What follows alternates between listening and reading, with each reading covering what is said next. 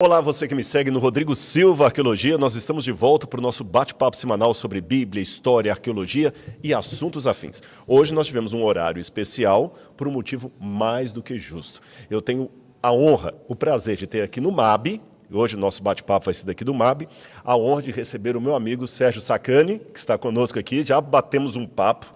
Aliás, se alguém que está assistindo nesse momento já estava na live anterior, no Ciência Sem Fim, isso, é isso? aí. Migrou para cá agora, coloca nos comentários, a gente quer saber, porque, inclusive, uma das perguntas que o Sérgio vai levantar no nosso bate-papo aqui, vai ser a pergunta feita por alguém lá. Mas, antes de mais nada, eu quero dizer que o Sérgio é uma pessoa que eu admiro muito, é um divulgador científico, ele também tem doutorado, tem pesquisa, e ele, hoje, faz uma coisa muito legal.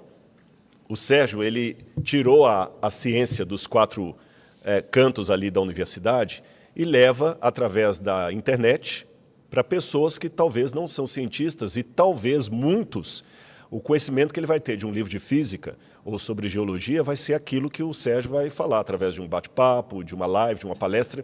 E uma coisa muito legal, porque ele acabou de chegar de Brasília, onde ele estava fazendo um trabalho também, e é um trabalho recorrente, que ele vai fazer em outros lugares, de levar ciência para crianças também de periferia, de escolas públicas. Então, Sérgio, parabéns pelo seu trabalho. Eu acho que o Brasil precisa de mais pessoas com essa iniciativa. Obrigado, Rodrigo. Estavam lá em Brasília, a gente tem um projeto grande lá que chama Ciência na Estrada, vai rodar o ano inteiro, só em lugares periféricos, cada vez mais periféricos, para a criançada, e é muito legal ver a criançada lá. Sábado a gente teve mais de 4.000 pessoas lá, domingo ontem a gente tinha mais de 2.000 pessoas lá, muita criança, as crianças felizes, a gente fez experimento de química no palco, lançamos foguetinho, fizemos muita coisa, foi muito legal mesmo. E é legal você ver a criança, que ela é curiosa, né? As crianças... Eu faço apresentação no teatro e abro para pergunta. Quando é criança que vem fazer pergunta, eu já fico arrepiado. Porque criança, ela não tem preconceito, ela não tem medo, ela faz a pergunta e vai embora. E são as melhores perguntas, são da criançada. Então foi muito legal. Mês que vem estaremos a gente estava em Ceilândia, mês que vem vamos estar em Sol Nascente, que é uma outra periferia ali de Brasília. E quem ajuda financeiramente a isso? Porque tem gasto com passagem, com os experimentos. Cara, esse é um projeto junto com a Secretaria de Ciência, Tecnologia e Inovação do Governo do Distrito Federal. Um salve aí para o Léo Heisman, que é secretário lá de... Judeu, né? Com esse sobrenome. Rio Brasília. Cara, não sei. Deve ser, viu? Deve ser. Para ele, viu? O Léo Heisman. E... Então ele com esse dinheiro, é um dinheiro público, entendeu? A gente participou de tudo certinho. Tá? É aquele imposto bem investido.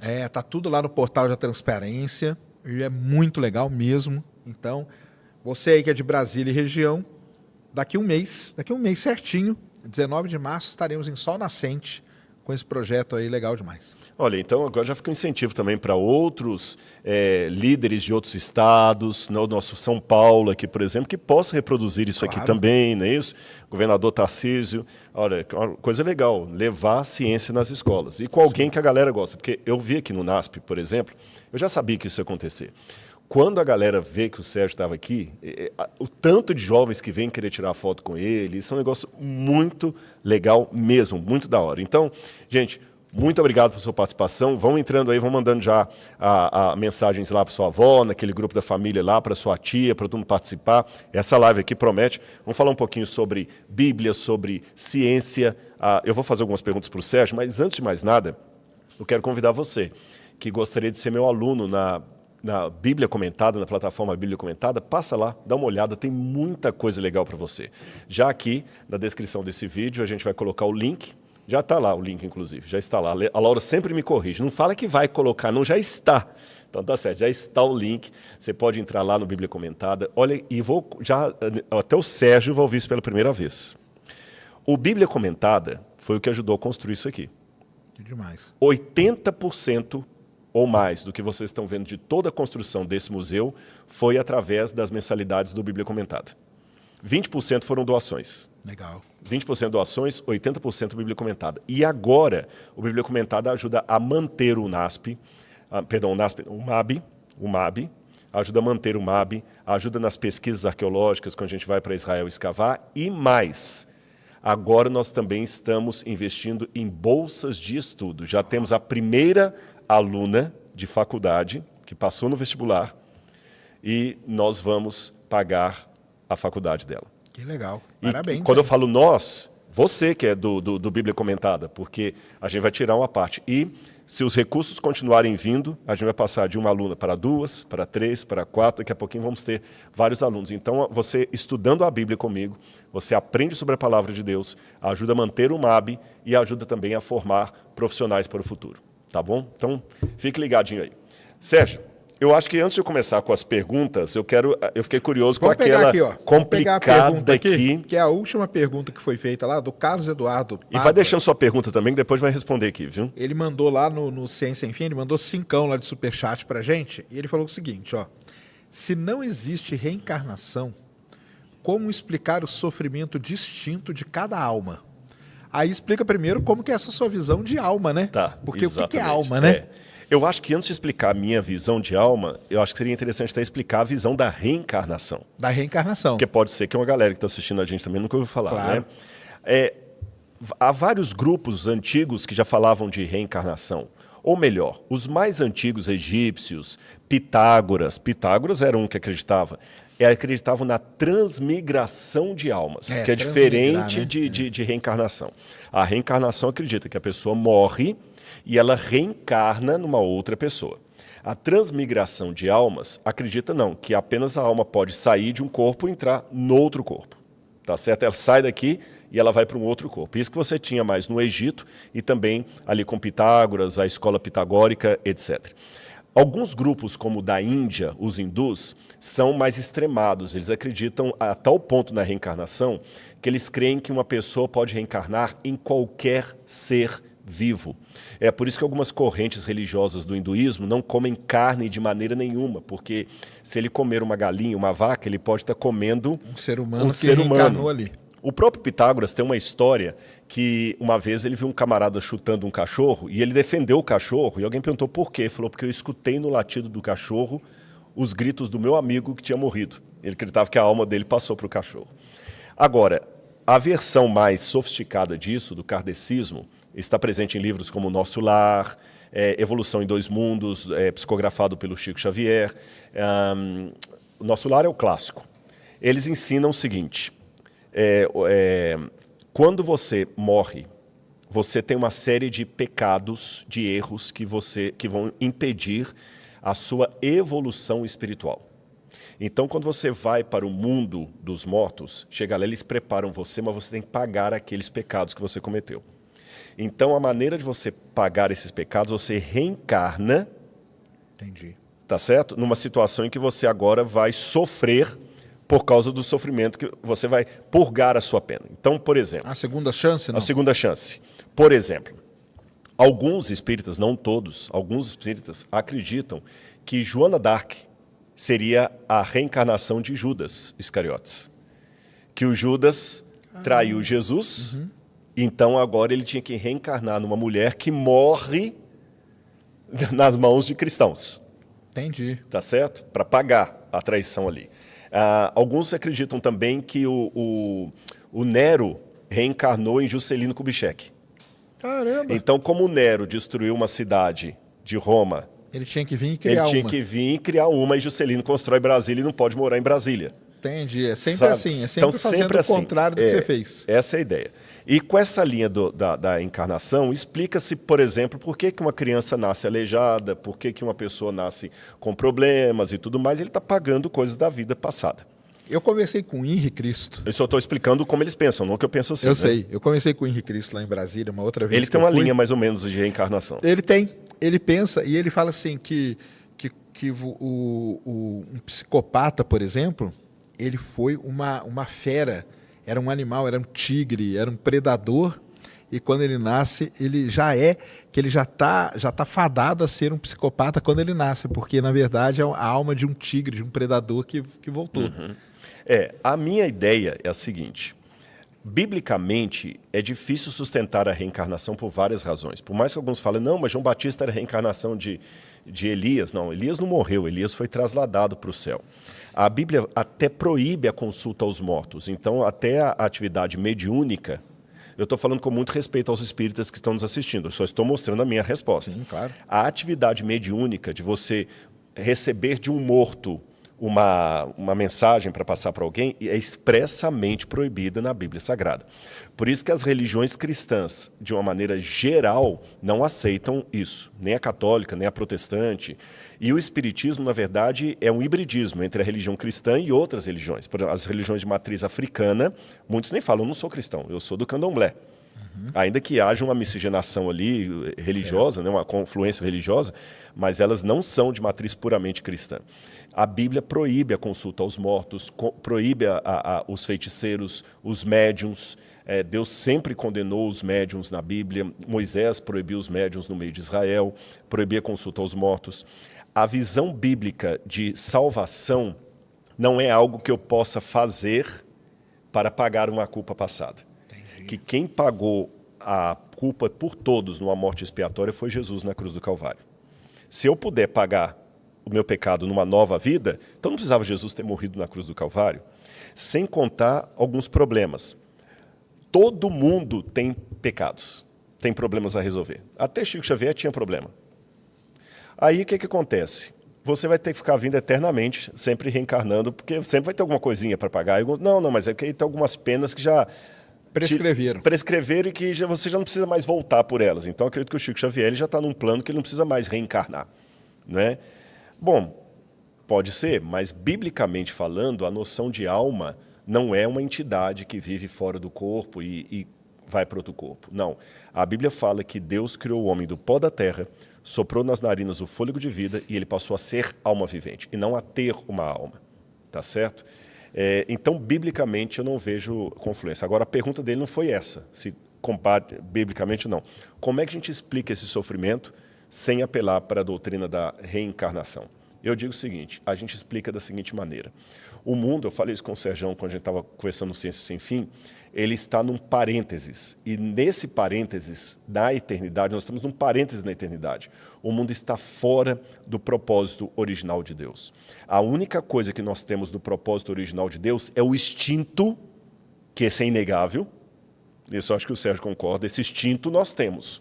O instinto, essa vontade que ninguém ensina.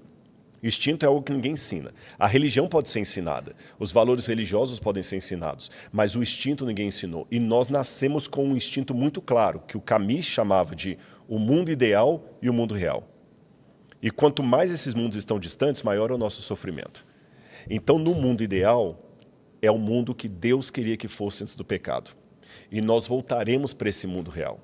Agora, para que esse mundo real volte e o sofrimento no mundo não seja permanente, Jesus morreu na cruz do Calvário para que todo o sofrimento no mundo seja uma coisa provisória.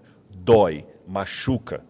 O Sérgio estava falando da perda de um ente querido dele aqui, que morreu de uma maneira trágica, terrível. Esses dias eu recebi uma mensagem de alguém que sofreu muito, e agora a namorada foi assassinada há pouco tempo. Ele falou, cadê o amor de Deus?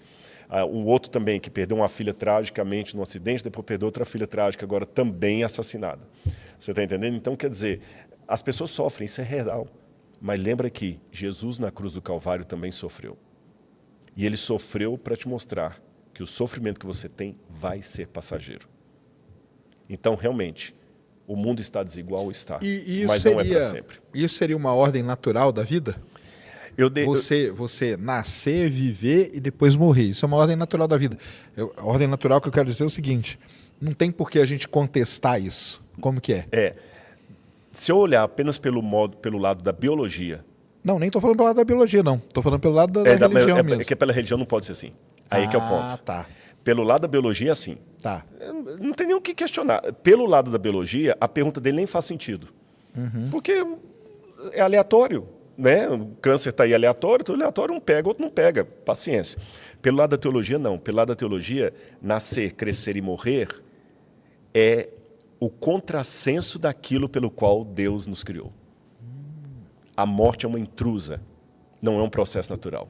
Entendi. É uma coisa que está onde não deveria estar. E Deus vai trazer a juízo todas as obras justamente para que E o Apocalipse fala que o último inimigo a ser vencido é a morte. Entendi. E para a gente ter a certeza que essa morte é real, o próprio Jesus morreu e ressuscitou para provar que a vitória é real. E o ressuscitar não tem nenhuma relação com o reencarnar? Não, nada. Ressuscitar, você ressuscita, Sérgio.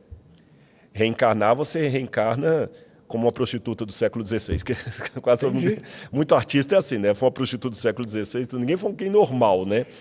E o ressuscitar é uma coisa que foi só de Jesus ou não? Pode ser de todos nós. O único que ressuscitou para a glória de maneira definitiva foi Jesus. Tá. É lógico, tem uma tradição judaica que acredita que Moisés ressuscitou, né? Alguns mortos ressuscitaram quando Jesus foi também crucificado. Mas fora esses casos especiais, as pessoas que Jesus ressuscitou morreram depois.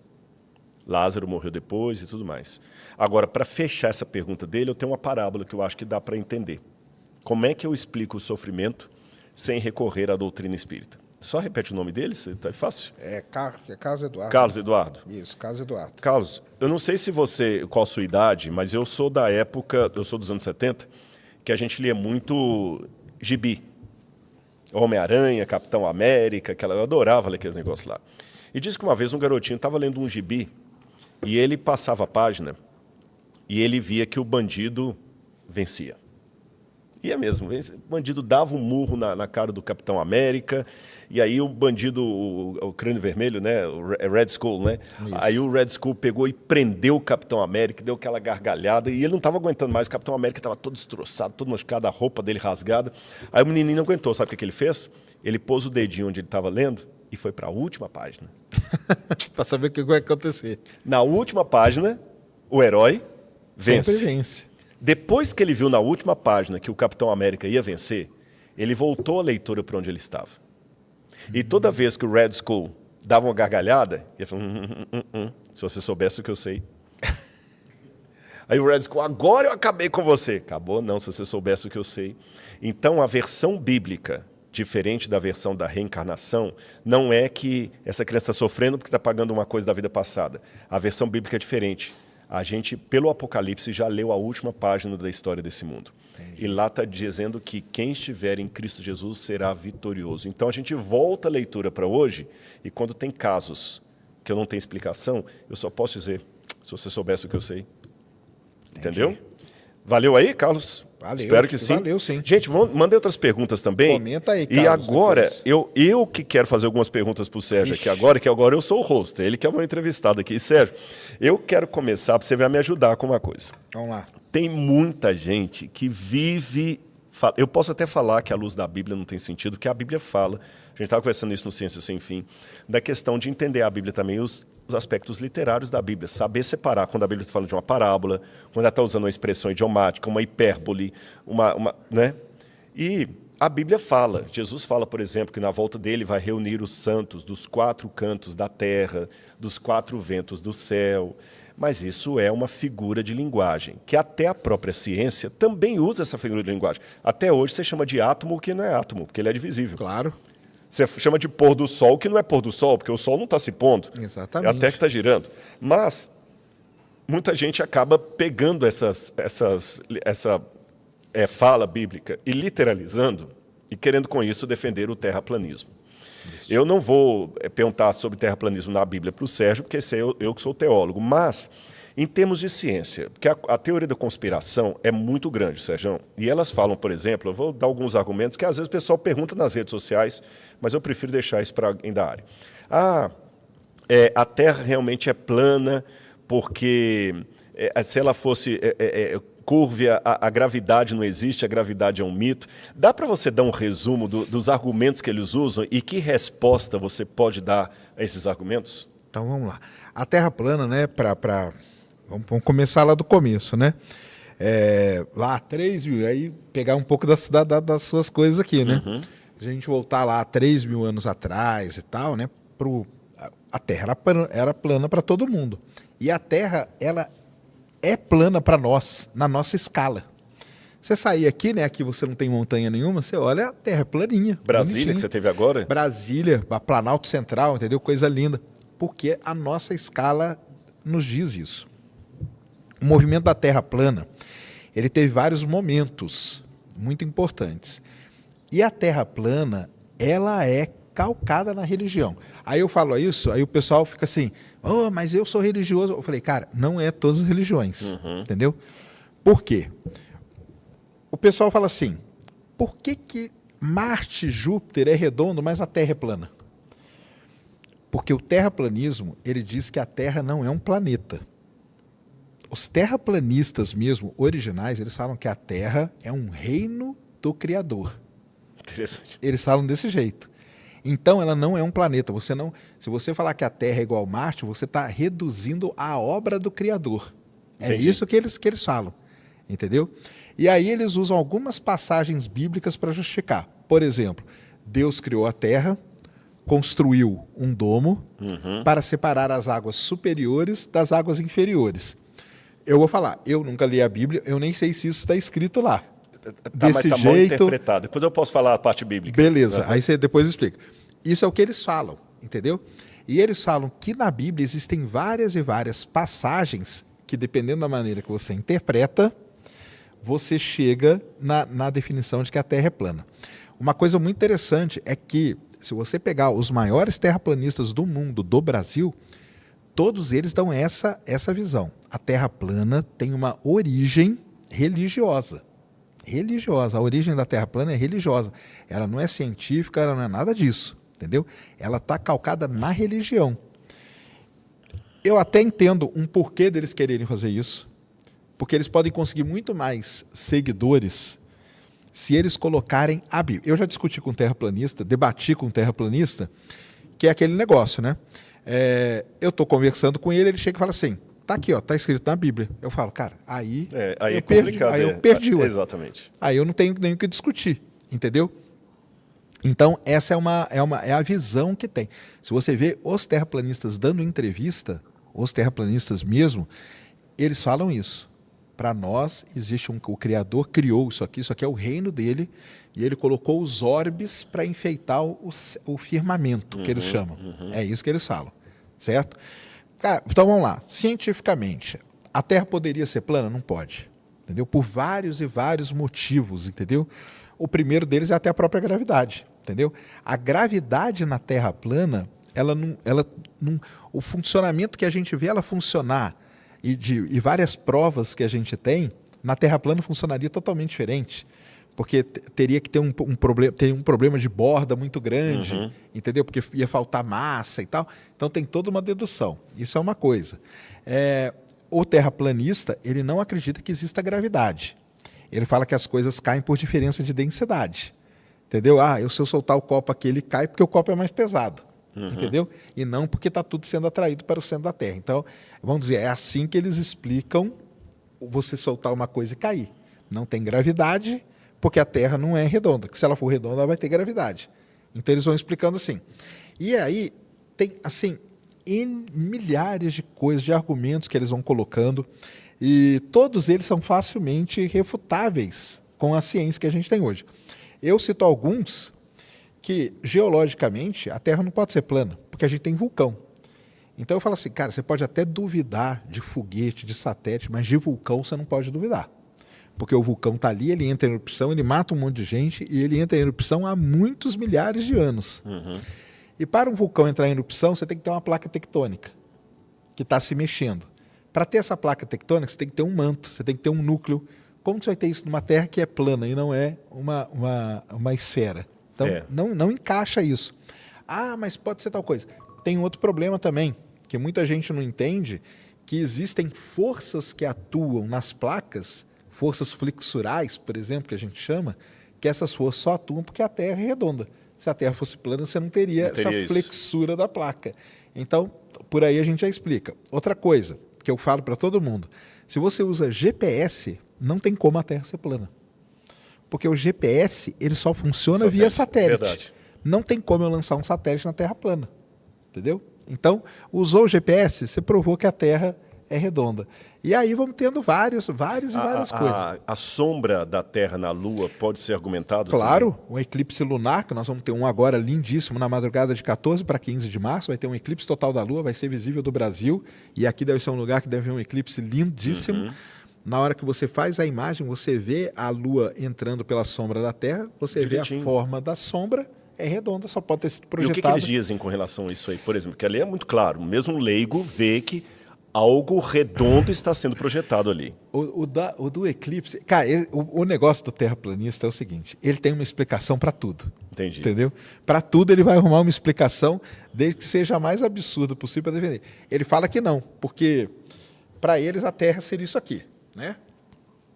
Então, se a Terra estiver assim... Ah, entendi. Então, para eles, na verdade, a Terra, ela não é um quadrado, é um disco. A Terra é um disco de pizza. Um disco de pizza. Com borda de catupiry.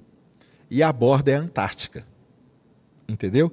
Então, você não pode... Ah, você não pode chegar na Antártica. Se chegar na Antártica, vai ter gente lá que vai te matar. Sempre, é a teoria da conspiração também, que eles não querem que você descubra aqui. Eles misturam o interessante da Terra plana mais moderna, porque a Terra plana ela teve vários momentos. Teve um momento em 1950, um cara chamado Eric Dubay, que veio com isso. Depois teve um outro momento onde um pesquisador ele criou a teoria da Terra plana numa tese de doutorado dele para mostrar como criar uma teoria de conspiração. A tese dele é, eu vou mostrar para você como que a gente cria uma teoria de conspiração. E falou da Terra, e criou a Terra. E criou e o pessoal aprovou. Aprovou, porque tá aí, né?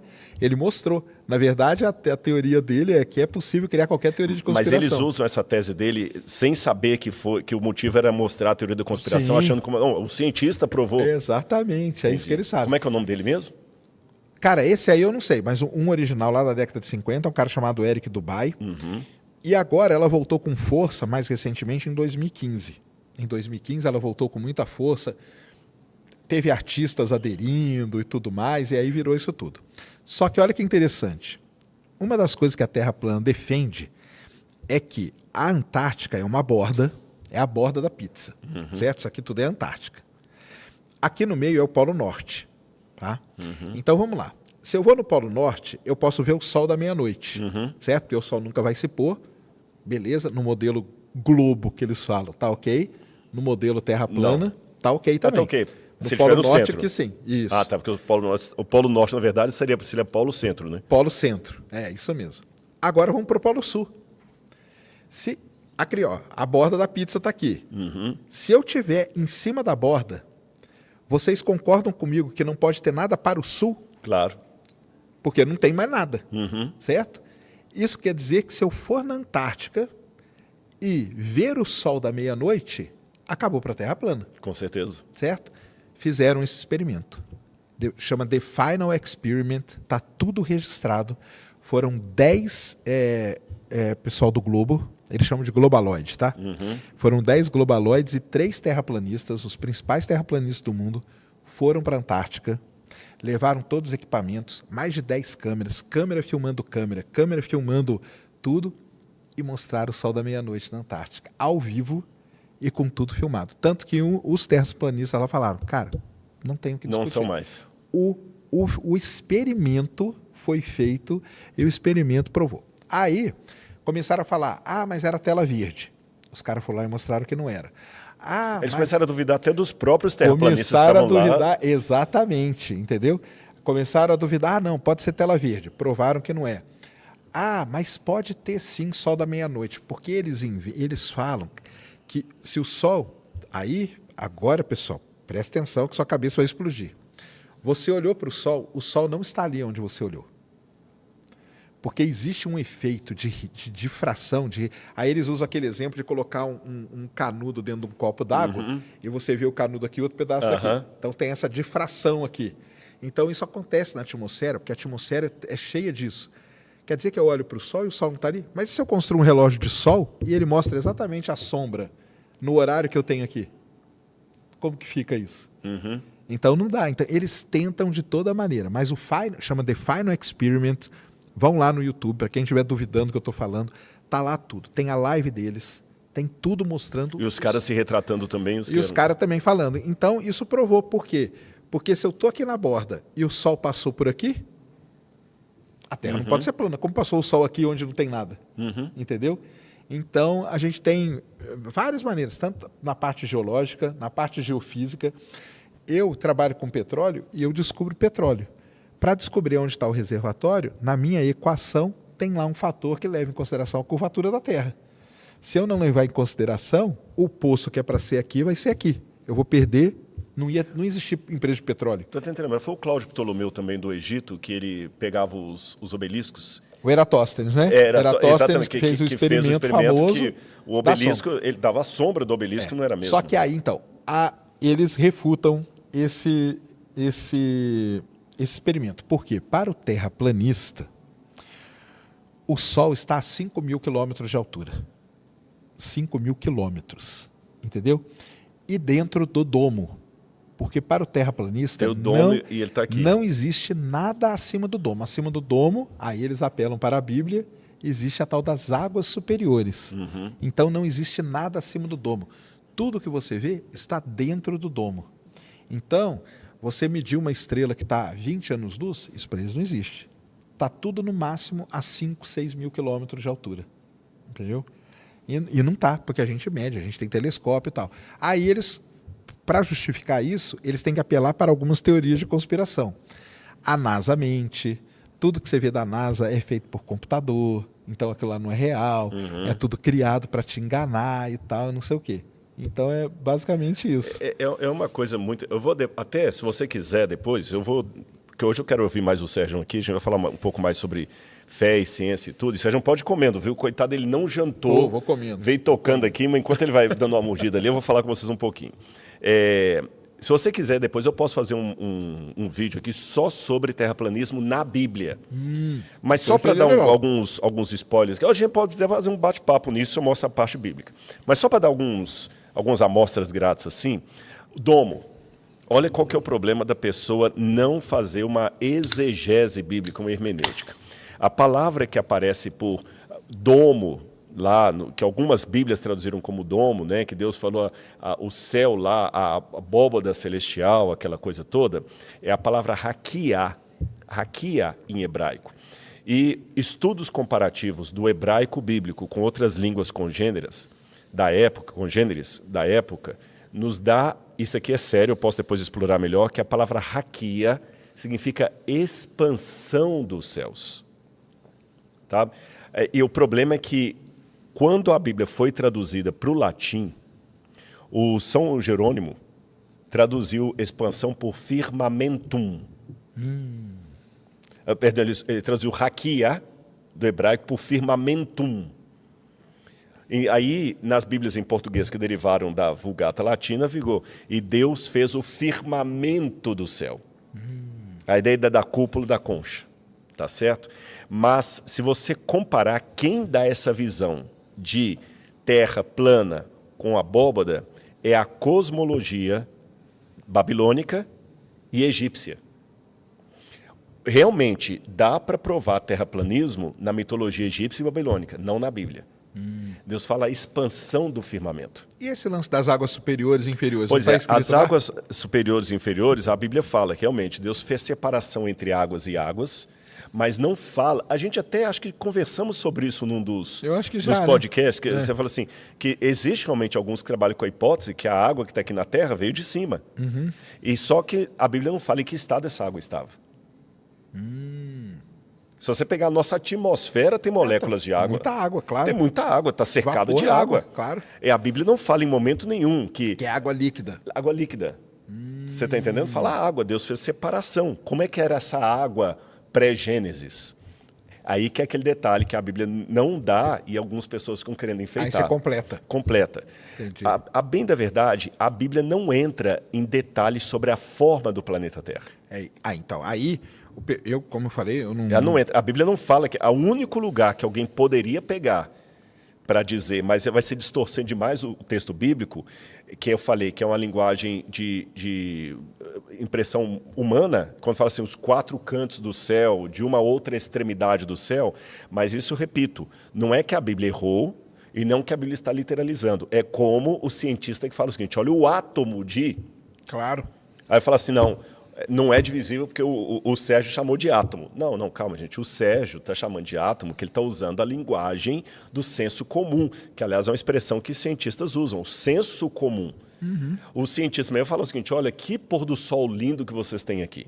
Ele não está com isso fazendo uma afirmação científica que o Sol está descendo. Mas o que eu estava falando, então, a questão do terraplanismo, a gente pode um dia bater um papo sobre isso, que há muitas questões bíblicas que as pessoas às vezes distorcem. Eu vou dar um exemplo para você.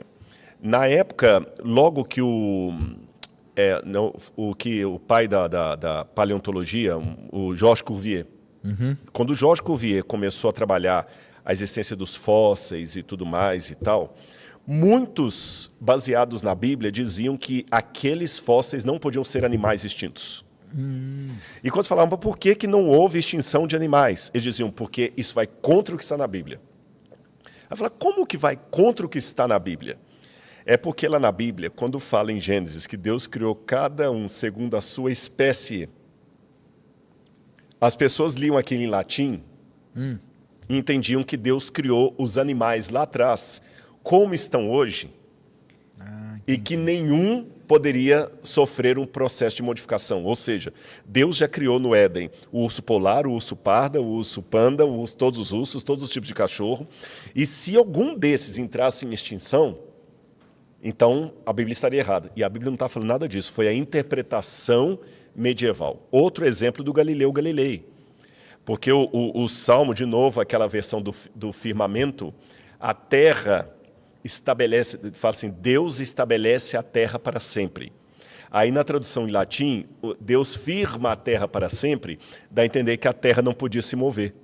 Foi por isso que o Galileu Galilei, o famoso episódio, que alguns falam que é lendário, que eu falei, por si move. Isso, por né? si move. Que o pessoal falou que era impossível a terra girar, porque estava contra a Bíblia, mas não é contra a Bíblia, é contra a interpretação que fazem da Bíblia. Então, depois eu vou falar para vocês, esse raquia, por exemplo, não é firmamento, não é cúpula, não é abóbora. Esse raquia aí, eu lembro que dá uma confusão gigantesca, que eu já vi o pessoal, os terraplanistas, aí, discutindo, porque tem o pessoal que saiu da terra plana, entendeu? Deixou de ser. Deixou de ser terraplanista. E porque eles começaram a questionar várias coisas, tal, não sei o quê, e foram ler a Bíblia com uma outra interpretação e falaram, ó, por exemplo, essa palavra aqui, na verdade, é isso e não isso que eles falam. Isso aqui está querendo dizer isso aqui e não o que eles falam. Esse que é o grande problema, né, de não, interpretar. Uma prova maior que a gente pode ver, tem um livro, vou tentar achar, se alguém achar na internet aí, O Mito da Terra Plana. Eu quero lembrar o nome do autor. Esse livro foi publicado no Brasil pela Sociedade Criacionista Brasileira, sabe, do Dr. Rui Vieira, que é um cara sério, foi o fundador da escola de engenharia da USP de São Carlos, doutor em mecatrônica, mecânica de fluidos, camarada, e criacionista. E ele publicou Jeffrey alguma coisa, O Mito da Terra Plana. Jeffrey, daqui a pouco vem o sobrenome dele, Jeffrey alguma coisa. E esse livro foi um livro muito bom, que ele mostra que até aquela visão que a gente tinha no passado, que o Cristóvão Colombo estava desafiando todo mundo, que todo mundo pensava que a Terra era quadrada. Não, aquilo é mito.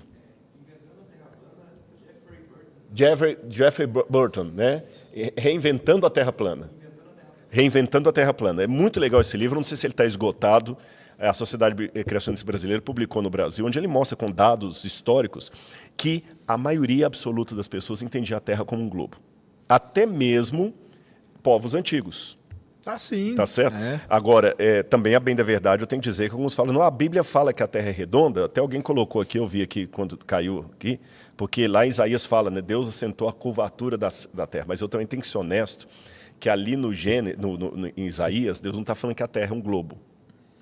O que está falando é o seguinte, que Deus assentou o hug em hebraico é como se fosse o compasso que você faz. A Bíblia está falando como é que Deus planejou a terra como um arquiteto que abre a planta e sai planejando. É esse que é o sentido ali. Eu acho que o principal é o que você falou, né? Não tem momento em nenhum da Bíblia discussão sobre a forma da Terra. Não é um ponto. É igual o pessoal perguntar, escuta, mas o que a Bíblia falou dos dinossauros? Nada.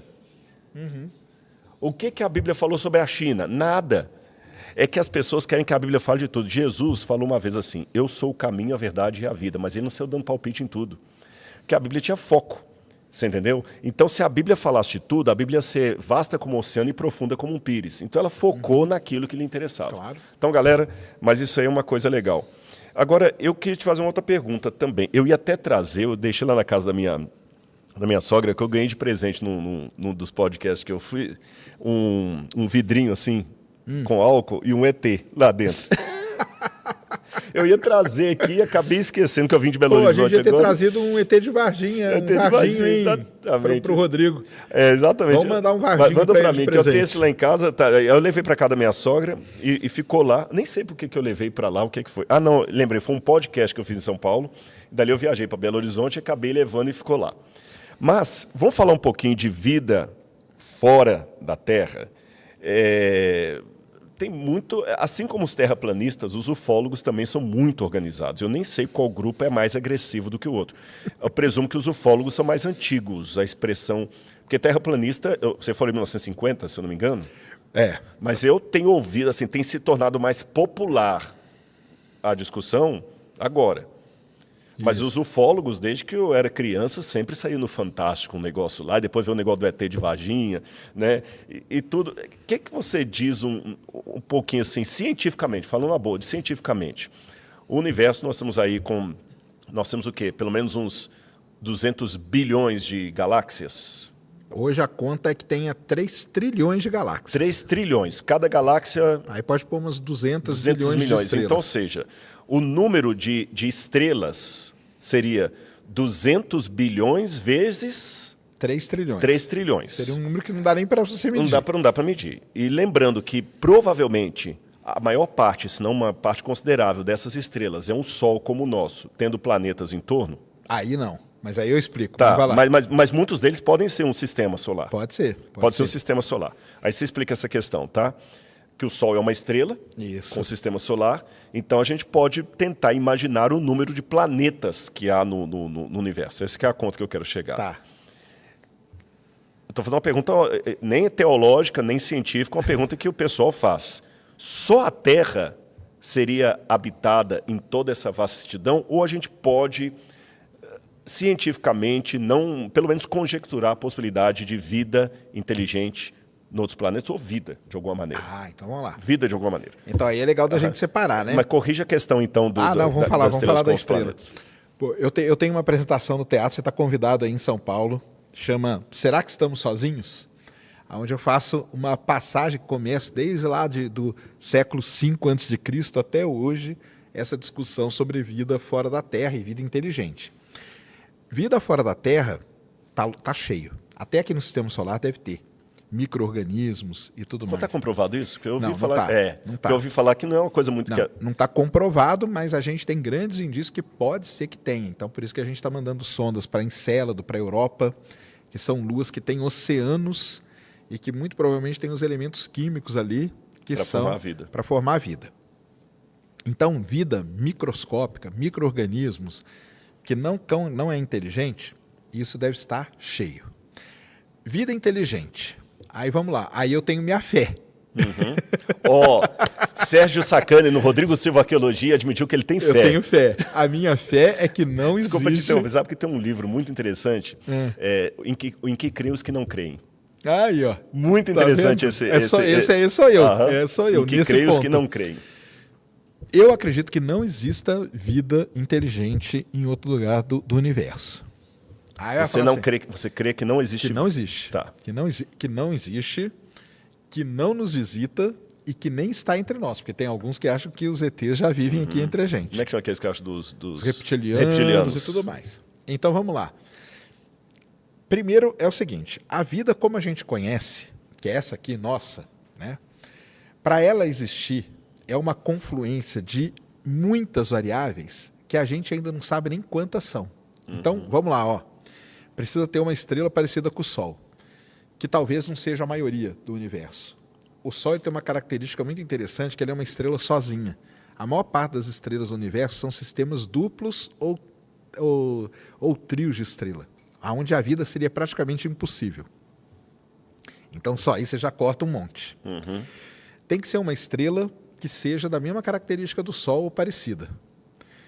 Que tem que ter um planeta rochoso, porque não é qualquer planeta também, que tem atmosfera, com a proporção correta de gases, com água em estado líquido na superfície, com uma lua grande, Porque a nossa Lua é a maior lua proporcional ao planeta no sistema solar. Isso é muito importante. Ganimedes não seria muito menor do que... Ganimedes é a maior lua do sistema solar, só que ela é muito menor do que Júpiter. Entendi. Por isso que eu ia falar, proporção a Júpiter, ela é pequenininha. É pequenininha. Entendi. A nossa Lua, proporcionalmente à Terra, é uma Lua muito grande. Você tem que ter vários planetas, você tem que ter um planeta grande igual Júpiter. E ó, não falei nada, só que eu já falei umas 10 variáveis. A gravidade tem que ser um ponto para não esmagar o... A gravidade tem que estar no ponto certo, aí vamos lá. Tem que ter vulcanismo, tem que ter tectonismo, porque senão você não tem reciclagem de nutrientes no planeta, então você não traz elementos ricos em minerais do manto para a superfície, você não cria o ciclo do carbono, que a gente chama, que é super importante para a vida inteligente se desenvolver. Você tem que ter um tempo para essa vida se desenvolver. Então, quando você começa a colocar todas essas variáveis, aí muita gente fala assim, não pode, cara, porque é infinito. Não é infinito. Porque se começar a colocar esses números aí, tudo isso vai caindo. Embora sejam 2 trilhões vezes 200 bilhões, primeiro que não é infinito. É um número grande, mas não é infinito. Quando você vai colocando essas variáveis, vai tudo caindo. E coisas que a gente vai descobrindo há pouco tempo. Por exemplo, a gente descobriu agora, bem há pouco tempo, que a nossa Lua ela teve um campo magnético. E esse campo magnético ele existiu num momento crucial para que a vida, para chegar até aqui onde a gente chegou, ela passou por vários saltos evolutivos. Então ela começou unicelular, passou para pluricelular. Isso aqui foi um salto evolutivo. Ela teve que se desenvolver, ela teve que se reproduzir. Desculpa interromper, só para entender. O salto evolutivo, você quer dizer o seguinte, ela não foi passando pelas etapas, é como se ela, fazendo uma comparação, é como se ela tornasse de um bebê e um adolescente sem passar pelas fases. Não, ela vai passando, só que tem um momento crucial onde essa coisa muda radicalmente. Entendi. Mas ela vai evoluindo, né? Então ela é unicelular, aí a célula começa a se dividir, a célula começa a se reproduzir e tal, pula para pluricelular. Acontece várias coisas aqui no meio, ela tem um outro salto, depois um outro salto. Esses momentos são cruciais para a vida chegar ao que ela é hoje. E nesses momentos pode ter acontecido muita coisa. Por exemplo, uma explosão de supernova próximo oblitera a vida. Uma explosão de raios gama acaba com a vida. Um asteroide, igual que acabou com os dinossauros, acaba com a vida. Grandes erupções vulcânicas, como aconteceu em Vênus, acaba com a vida. Isso a gente chama de grandes filtros que a vida vai passando. Então, para a gente chegar onde a gente está aqui, nós passamos já por uma grande quantidade de filtros e chegamos até o momento. Será que em outro planeta isso aconteceu também? Matematicamente falando, é muito absurdo. É muito porque são muitas variáveis e a gente nem sabe. Então, por que eu falei do campo magnético da Lua, que é uma coisa que a gente descobriu agora? Mas antes de entrar no campo magnético, só te fazer uma pergunta. Agora vem o lado do religioso, vai lá, né, para a gente bater o papo. Você falou que eu também tenho minha fé. Matematicamente falando, é um número muito absurdo de improvável que isso se repetiu em outros cantos do universo. Eu acho que sim. Mas também não seria um número muito absurdo e improvável de todas essas questões acontecerem aqui sem uma mente... Por isso que eu caio... Você entendeu? Eu sei. Essa aqui, dificuldade isso aqui todo mundo me pergunta isso aí. Mas aqui não é nem para te provocar, não. É uma dúvida. A gente está batendo um papo como amigo mesmo. Você apresenta com muita honestidade a sua dificuldade em crer. E eu apresento com muita honestidade a minha dificuldade em descrer. Porque eu sou como você. Falar que no universo vai acontecer isso, tudo que você está sintetizando aqui, por uma mera aleatoriedade, realmente, é mais fácil acreditar que eu vou ganhar 200 vezes na Mega Sena e sem jogar. E alguém vai jogar por mim e vai chegar com o prêmio lá em casa 200 vezes repetido. É muito improvável isso. Mas nós estamos trabalhando com uma cadeia de improbabilidades, se não tem Deus, de coincidência sobre coincidência sobre coincidência, para que o Rodrigo e o Sérgio estejam conversando aqui hoje. Como é que funciona a sua cabeça que, assim, você fala assim, eu não acredito em vida em outros planetas porque, matematicamente falando, é muito improvável que essa coincidência aconteça. Mas aqui, eu acredito nessa coincidência... Que aconteceu aqui. Sem Ela Deus. Aconteceu aqui Só queria entender como é que funciona isso, sem provocar. Não, então eu sei, conversa claro. de amigo. Para mim, nós somos um resultado do acaso. Mas aí, por que a coincidência aconteceu aqui e não pode acontecer em outro canto do universo? Então, aí entra nesse lance, que muita gente fala assim, não, cara, mas matematicamente é impossível que não aconteça. Eu até concordo com a pessoa que fala isso, entendeu? É impossível que não aconteça. Né? Tá. Eu até concordo um pouco, a pessoa fala assim, não, matematicamente, estatisticamente falando, entendeu? Pode ser que tenha tal. O problema é que a gente vai descobrindo cada vez mais variáveis que vão somando a essa improbabilidade toda. Mas entendeu? essas variáveis também não somariam a improbabilidade do acaso na nossa vida aqui? Porque quanto mais variáveis você coloca na nossa vida aqui, com certeza, mais também improvável pareça ser que nós somos frutos de uma coincidência. Não sei. Não é. Eu concordo. Eu estou abrindo meu jogo. Por isso que eu falo para você que muita gente chega para mim e fala assim, cara, toda vez que você explica esse negócio de vida, você prova para mim que Deus existe. Não é uma pessoa só que fala, não. Entendeu? Entendi. Eu estava lá em Brasília, Sábado você não quer pregar na igreja aqui, não? Não, tô brincando. De 2.000, pelo menos uns 80 vêm falar isso para mim, entendeu? Eles falam assim, quando você fala isso, você prova para mim que Deus existe. Muito obrigado. Não, mas não é boa. Eu coloquei para você, não é uma provocação, é uma dúvida. Não, mas é isso que o pessoal fala. Como a gente estava conversando antes, para mim o universo não tem propósito nenhum, entendeu? E ele está pouco se lixando se tem vida ou não tem, se criou vida ali ou não tem. E na minha visão, nós somos o mero resultado do acaso, entendeu? Poderia ser que o acaso tivesse acontecido em outro canto do universo, entendeu? Uhum. Aconteceu aqui. Agora, sabe que no outro canto do universo tem duas pessoas agora conversando e tal? O pessoal fala que estatisticamente isso é impossível e tal, não sei o quê.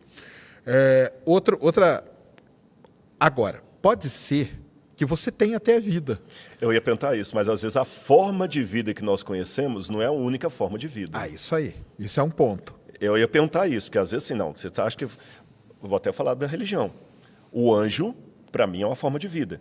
E a Bíblia fala que os anjos são seres espirituais. O anjo não tem molécula de H2O, nem sei como é que eu estou falando aqui. Não é de carne e osso, ele não é de carne e osso, né? O anjo não tem molécula de H2O, o anjo não tem pulmão, o anjo não precisa de oxigênio, e existe uma vida. Mas ele seria considerado uma vida inteligente? É.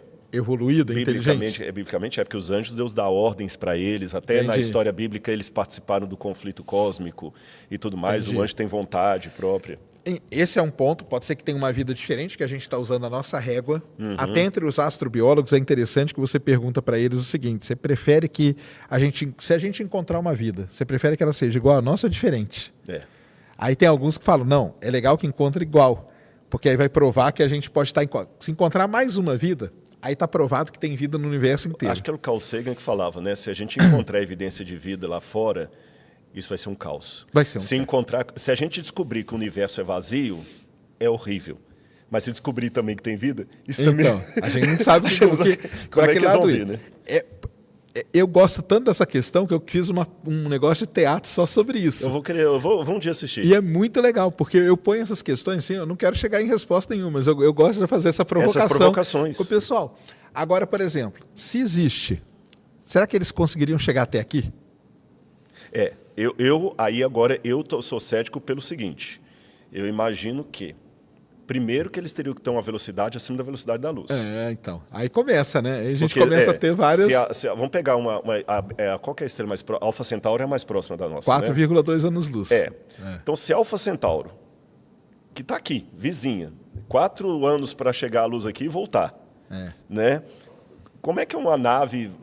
Viria até aqui. Alguém pode, mas é através de um buraco de minhoca, talvez viesse, mas aí já começa a ir para coisa mais mágica. Muito Star Trek. Exatamente.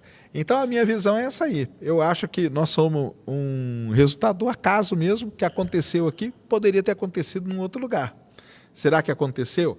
Aí o pessoal fala para mim, estatisticamente pode ser, mas aí por isso que eu falei, aí eu tenho a minha crença. Uhum. Entendeu? A minha crença é que não tenha. Mas aí eu tenho até uma pergunta para você. Qual que é a visão se a gente descobre vida em outro lugar do universo? Eu sempre falo uma coisa, vou te falar o que eu falo sempre. Uhum. Se anunciarem que tem vida em outro lugar do universo, eu acho que acontecem algumas coisas na Terra. Um caos social. Com certeza. E imediatamente um caos religioso. Eu sempre falo isso. O pessoal pode ver, em todo lugar eu falo isso. Eu acho que muitas religiões podem ser destruídas, mas muitas outras podem nascer. Uhum. Entendeu? Religião interplanetária, por exemplo. Pô, imagina a coisa de religião que pode nascer sabendo que tem vida em outro lugar. Como que você vê esse... Biblicamente falando, a Bíblia também não tem uma explicitação sobre vida... fora da Terra. Não. Tem um versículo ou outro que eu posso pegar por analogia, mas não é o suficiente para eu fazer uma doutrina. Você entendeu? Porque, até te interrompendo, igual você falou, igual a gente falou da Terra plana estar presente na Bíblia, e você começou falando da ufologia, eu fui ufólogo. Já fui ufólogo. Sei disso. Eu lembro isso lá no Flow, a primeira vez que eu fui. Não, você não era mais, mas você tinha sido. E tem a ufologia bíblica. Tem a galera que estuda. Sim, o Van Daniken. O Eric Van Daniken, que ficou famoso, que era os deuses astronautas. Ele pega a Bíblia o tempo todo ali para falar. Exatamente. Porque eles pegam passagens da Bíblia e falam que aquilo ali eram experiências ufológicas. A mais famosa de todas elas é a aparição de Fátima. Para muita... Aí não está na Bíblia, mas é uma experiência religiosa. Né? Para muita... não está na Bíblia, né? Para muita gente, as meninas, né? A Lúcia... Não, eram duas meninas e um menino. Duas meninas e um menino. Jacinta, Francisco e Lúcia. O que eles tiveram ali foi uma experiência ufológica. Não foi nada, a não ser Nossa Senhora, né? Que apareceu e tal, se não me engano. Aí, por exemplo... O sol... Exato, isso. E isso não está na Bíblia, mas na Bíblia os ufólogos pegam várias passagens e que eles interpretam, aí entra a interpretação de novo, que a gente falou da Terra plana, e eles interpretam aquilo ali como sendo coisas ufológicas. Por exemplo, tem muita gente que fala que os anjos seriam alienígenas. Quando fala em Ezequiel daquelas rodas que rodam o trono de Deus, eram os deuses astronautas, falam muito sobre isso. Só que ele tem muitos erros primários, até quando ele interpreta a cultura asteca, lá do México e tudo mais. Eu posso até falar um pouquinho depois algumas coisas bíblicas nesse sentido, mas eu queria uma pergunta nesse meio aqui. O que fez você deixar de ser ufólogo? Qual foi o start que você falou assim, peraí, isso aqui... não dá certo, tchau, estou me desconvertendo, se é que eu posso usar essa expressão. Pior que eu nem desconverti. Que essa parte eu nunca ouvi mesmo. Eu já ouvi falar que você foi ufólogo. Eu conto aqui. Pior que eu nem desconverti, né? Até a morte do Gevaer, né? Que foi há 2 anos atrás, eu fui sempre amigo dele, muito amigo dele, entendeu? Ele é o criador da revista UFO aqui no Brasil. Eu lembro dessa revista. Né? Ele é um cara... gostava muito dele, levei ele na Campus Party, uma das palestras mais lotadas da Campus Party foi quando eu levei o Gevaer lá, entendeu? E acabei de levar lá no Ciência Sem Fim um episódio sensacional com o Andrei, que fez todo um estudo sobre a Operação Prato. Operação Prato foram luzes que foram vistas na Amazônia na década de 70, e o governo brasileiro com a Força Aérea Brasileira fizeram uma operação lá para saber o que era aquilo e tal. Então, assim, eu estou sempre estudando ufologia, lendo sobre ufologia. Nem sei, será que eu fui ex? Agora já estou até me duvidando.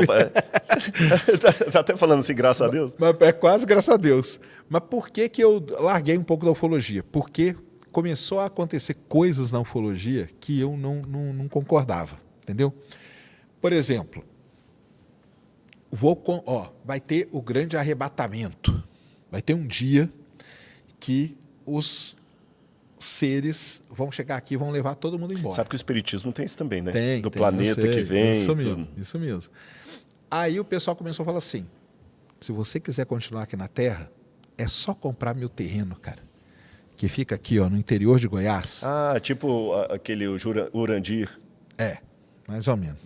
Mas é porque eu não posso falar muito o nome dele também, não. Ah, desculpa, eu também estou falando que eu sei que tem lá aqueles termos, não sei se ele vende também, viu, Urandir? Nem te conheço, eu sei que tem um negócio lá que tem o Zigurate lá, o nome do lugar. Começou a aparecer essas coisas dentro da ufologia que eu não concordo, entendeu?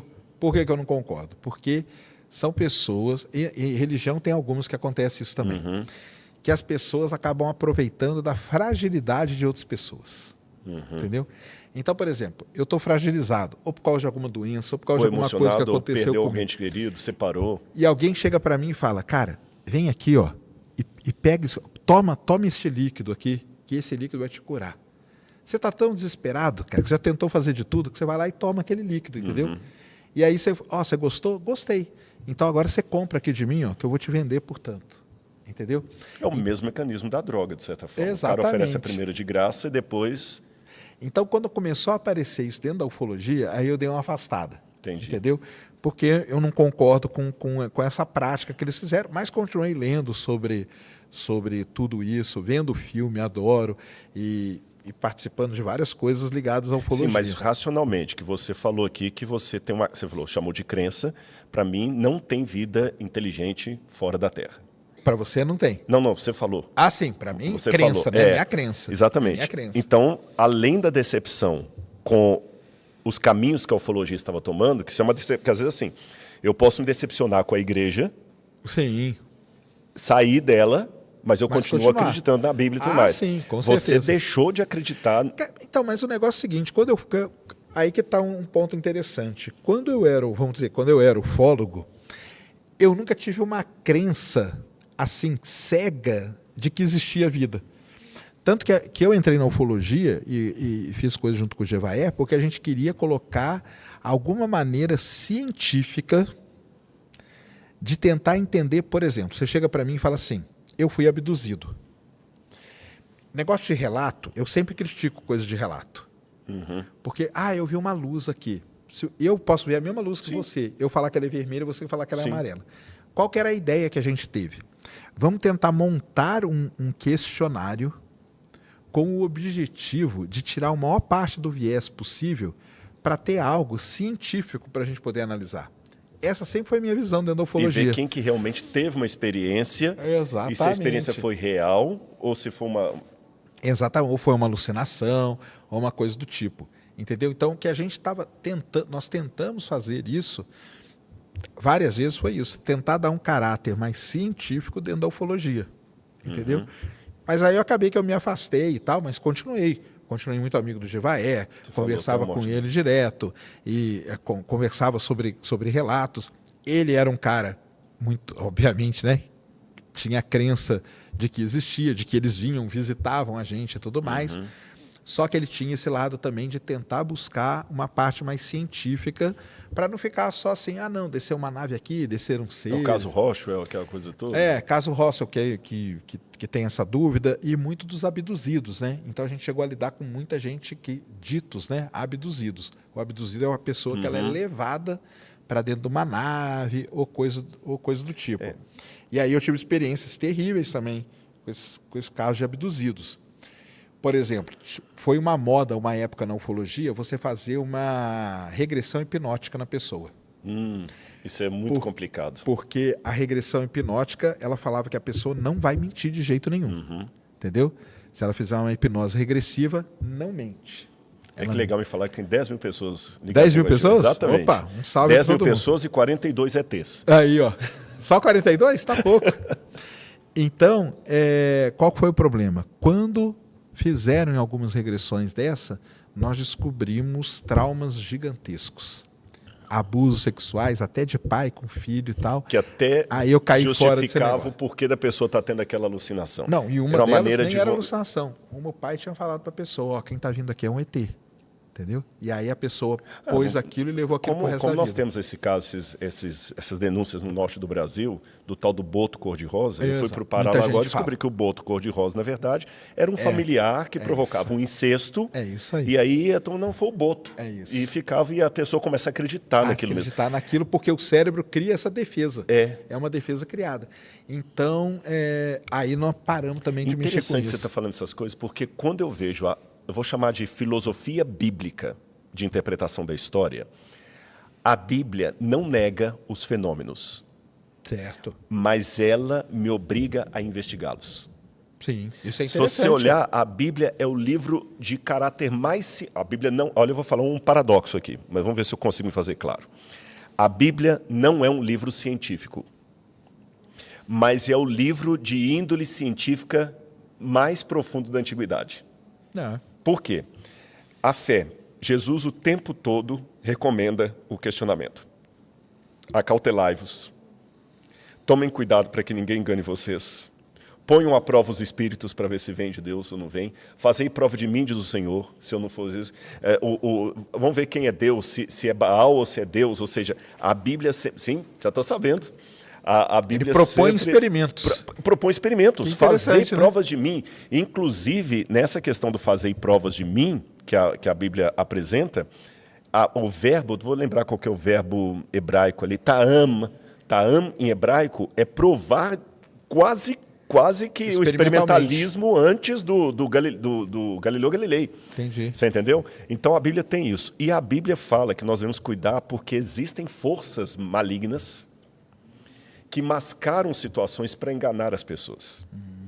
Então, por exemplo, se você falar o que a Bíblia fala dos ETs, não vai ter uma coisa geral assim, você entendeu? Mas ela vai falar de maneira clara assim, olha, cuidado para que ninguém engane vocês. Jesus fala o seguinte, haverá sinais nos céus e muitas pessoas se escandalizarão e ficarão apavoradas por causa desses sinais. Será que Jesus não estava falando justamente dessas nuvens que levam muita gente à histeria? Sim, com certeza. Ou seja, a Bíblia sempre fala. A única diferença, talvez, entre nossa visão aqui é que, como eu acredito no mundo espiritual, eu acredito que o devil, com a hoste dele, faz coisas assim para enganar e usa pessoas também. Certo. Você está entendendo? Pessoas de má fé e tudo mais. Gente, eu estou só preocupado com o horário aqui seu, mas tem muita coisa legal aqui. Tem mais de 10 mil pessoas. Gente, estou muito feliz com vocês. Olha, e não esqueça sempre de também acompanhar o Serjão nas lives dele, nos podcasts que ele faz, a gente aqui também. Obrigado a você que é aluno do Bíblia Comentada, que está ajudando a gente a manter esse museu aqui. E eu falei, já que tem 10 mil pessoas, eu vou contar de primeira mão. O Bíblia Comentada agora está começando também a entrar numa situação de dar bolsas de estudo. Vamos, em breve, mostrar para você a primeira aluna de faculdade que estará sendo custeada por você, que é aluno do Bíblia Comentada, tá bom? Você vai ver aqui depois no link como é que você pode adquirir o Bíblia Comentada, como você pode também participar disso e aprender muita coisa sobre Bíblia para não cometer esses erros de achar interpretação, né? Que o raquia significa uma abóbada celestial, alguma coisa assim. E até da ufologia dentro da Bíblia, né? Então, exatamente. O que a Bíblia pode dizer a esse respeito? E assim, como eu falei, a Bíblia não tem uma doutrina cartesiana sobre isso. A Bíblia só sinaliza que Deus é o Criador do universo e que a casa do Pai há muitas moradas, Jesus falando. Então alguns pensam, será que, assim como tem os anjos, fala das principados e potestades, será que Deus não tem seres? Mas... como eu falei, a Bíblia não é taxativa nisso. Tem uma pinceladinha aqui, outra ali, que eu posso, assim, com um pouquinho de força, olha, está acenando a possibilidade. Mas você acha que geraria um caos religioso? Geraria sim, geraria um caos. Só que, agora eu vou dizer uma coisa por fé. Agora é minha fé. Como a Bíblia diz que o planeta Terra foi o único que caiu em pecado, Jesus morreu pela Terra, que os outros mundos não caíram, os únicos seres fora da Terra que Deus permite vir aqui e entrar em consonância com são os anjos. Então, olha a conjunção, né? Se existem seres em outros mundos, eles não estão na nossa situação. Então, eles nem entrariam em contato conosco. Tá, mas e se entrar? Aí eu entro assim, e se amanhã a lei da gravidade parar de funcionar? Pode ou não pode? Pode, mas como cientista eu não trabalho com essa hipótese. Né? Como teólogo, eu não trabalho com essa hipótese. Agora, que os enganos aparecem e a gente tem que tomar cuidado, e aí vem um problema. O Sérgio falou algumas vezes aqui que o pior é quando o engano mistura com religião. Aí é complicado, Sérgio, porque o estrago é muito grande. Sim. Qualquer crime feito em nome de Deus é pior do que o crime comum. Você quer pegar o crime mais hediondo e torná-lo pior, faça-o em nome de Deus. Se o cara vai lá, mata uma menina, violenta a menina e tudo mais, e sabe que um traficante do morro X matou e violentou, nossa, que coisa terrível, né? Mas tá, beleza. Agora você fala assim, foi um pastor que fez isso. Você piora exponencialmente o crime. Você entendeu? Então, quando fala assim, não, é um cara louco aí, não, mas está misturando religião, fé das pessoas, isso é muito, muito sério. Agora, deixa eu ver aqui uma questão também aqui que fala... Bom, aqui fizeram uma pergunta de cronologia da Terra, eu posso até dar minha opinião sobre isso aqui também. Dizem que a Terra tem entre 4 e 5 bilhões de anos. Essa teoria está de acordo com a Bíblia, essa pergunta seria mais para mim, né? Mas para aproveitar o Sérgio aqui, fala um pouquinho sobre a idade do planeta Terra. Universo, 13,8 bilhões, que dizem. Hoje é. Né? A Terra seria 4, 5 bilhões mesmo? A Terra seria 4, o que a gente tem hoje, né, da melhor estimativa para a idade da Terra. Depois eu entro com a Bíblia, tá, gente? Deixa o Sérgio falar. É de 4,56 bilhões de anos, né? Da onde que vem isso? Primeiro vem de meteoritos que a gente encontra aqui, e com isso a gente consegue traçar uma idade para o sistema solar. Né? E depois aqui na própria Terra a gente tem determinados minerais chamados zircões. O zircão tem muito lá na Austrália, tem muito, em alguns lugares do planeta. Da onde a gente consegue tirar essa idade aí, de 4,56 bilhões de anos. E aparentemente está tudo bem de acordo, principalmente com a idade do sistema solar, entendeu? Que seria também essa aí. Seria por aí de 5, 4,56, 4,5 bilhões de anos, entendeu? Na academia, você conhece algum geólogo, independente de questão de ser religioso, não é, que põe em dúvida essa datação geológica antiga em milhões de anos? Você não conhece, né? Não conheço. Tá. Dentro da Bíblia, o que eu posso dizer para você? Como não sou geólogo, aí se está aqui, aí vou falar o quê, né? Dentro da teologia, nós temos 3 interpretações. Tem uma interpretação que até o nosso amigo Marcos Herbelin adota, que do universo recente. Terra jovem, né? Terra jovem, universo jovem, anos, né? Exatamente. Mas tem uma segunda interpretação dentro da teologia, que é a seguinte: o planeta Terra pode sim ser muito mais velho do que 6 mil anos. Os que adotam essa interpretação interpretam assim, que Gênesis capítulo 1 diz que no princípio criou Deus os céus e a terra. Tá certo? E existe um gap entre o versículo 1 e a semana da criação. Então uma coisa é Adão, os animais, o Éden, outra coisa é o planeta. Sim. Que o planeta pode ter sido muito mais antigo. Com relação à questão do Sol ali, a Lua, que aparece no quarto dia, é interessante que o verbo yassá não aparece no hebraico. Então dá a entender que no quarto dia não é que o Sol foi criado no quarto dia depois da Terra. Que o efeito dele sobre o planeta veio depois. Então eu só estou colocando esses pontos aqui para você entender que tem teólogos conservadores, porque tem teólogo que chuta o pau da barraca, igual eu falei. Tem teólogo que fala com você que Jesus teve caso com Maria Madalena, tem teólogo que fala que Jesus foi casado com ela, foi para o Tibete. É teólogo também por formação. Mas eu estou falando conservador, aquele que acredita que Maria deu à luz virgem para Jesus, Jesus ressuscitou, não é um mito, não é uma parábola. E dentro dos teólogos conservadores existem aqueles que trabalham com a hipótese que a Terra pode ser muito mais antiga do que os milhares de anos, tá certo? E até com a relação aos 6 mil anos, nós temos... depois eu posso falar mais sobre isso com mais tempo. Tem alguns problemas aí, porque isso foi baseado na cronologia do bispo Asher, que colocou a criação de Adão em 4004 a.C. E essa cronologia de Asher esteve em muitas bíblias de tradução inglesa. Mas a própria Bíblia, quando você pega ali as datas dos patriarcas, ela não é tão fechada assim. Se pegar o Gênesis, da versão dos samaritanos, a datação está um pouquinho diferente do Pentateuco da versão massorética. Então tem algumas coisinhas para a gente ver, mas a gente conversa disso numa outra oportunidade. Isso. Mas eu tenho uma outra pergunta de mito para te fazer. Bora. Eu tenho quase certeza. Obrigado. Sonho de valsa. Opa, aí sim, hein? Um docinho, né? Oh, como é que é aquele seu professor que estava fazendo a academia lá com você todo dia? Cariane. Cariane, aqui, ó. Um docinho, Cariane. Cariane, aqui, ó. Sinto muito. Você é grande, não vem bater em mim, não. Quem trouxe chama-se David, viu? Um rapaz recém-casado. Recém-casado, coitado. Casado não, coitado não, ainda bem. Recém-casado, todo feliz ainda. Tá da lua de mel ainda. Não, coitado, porque recém-casado, se ele morre agora estrupiado, sim, claro. Quem fica viúvo é ele, porque a esposa casa de novo, né? É isso mesmo. Mas eu até lembrei de uma coisa aqui engraçada, isso aqui não é piada. Eu tinha esse print lá em casa, se eu achar, eu vou te mandar. Um congresso que teve de terraplanismo, e eles falaram que esse seria o maior evento, aí estava em inglês, of the globe. Do globo. Mas voltando até a Terra é redonda, gente, senão ela não daria a volta, é capotaria, né?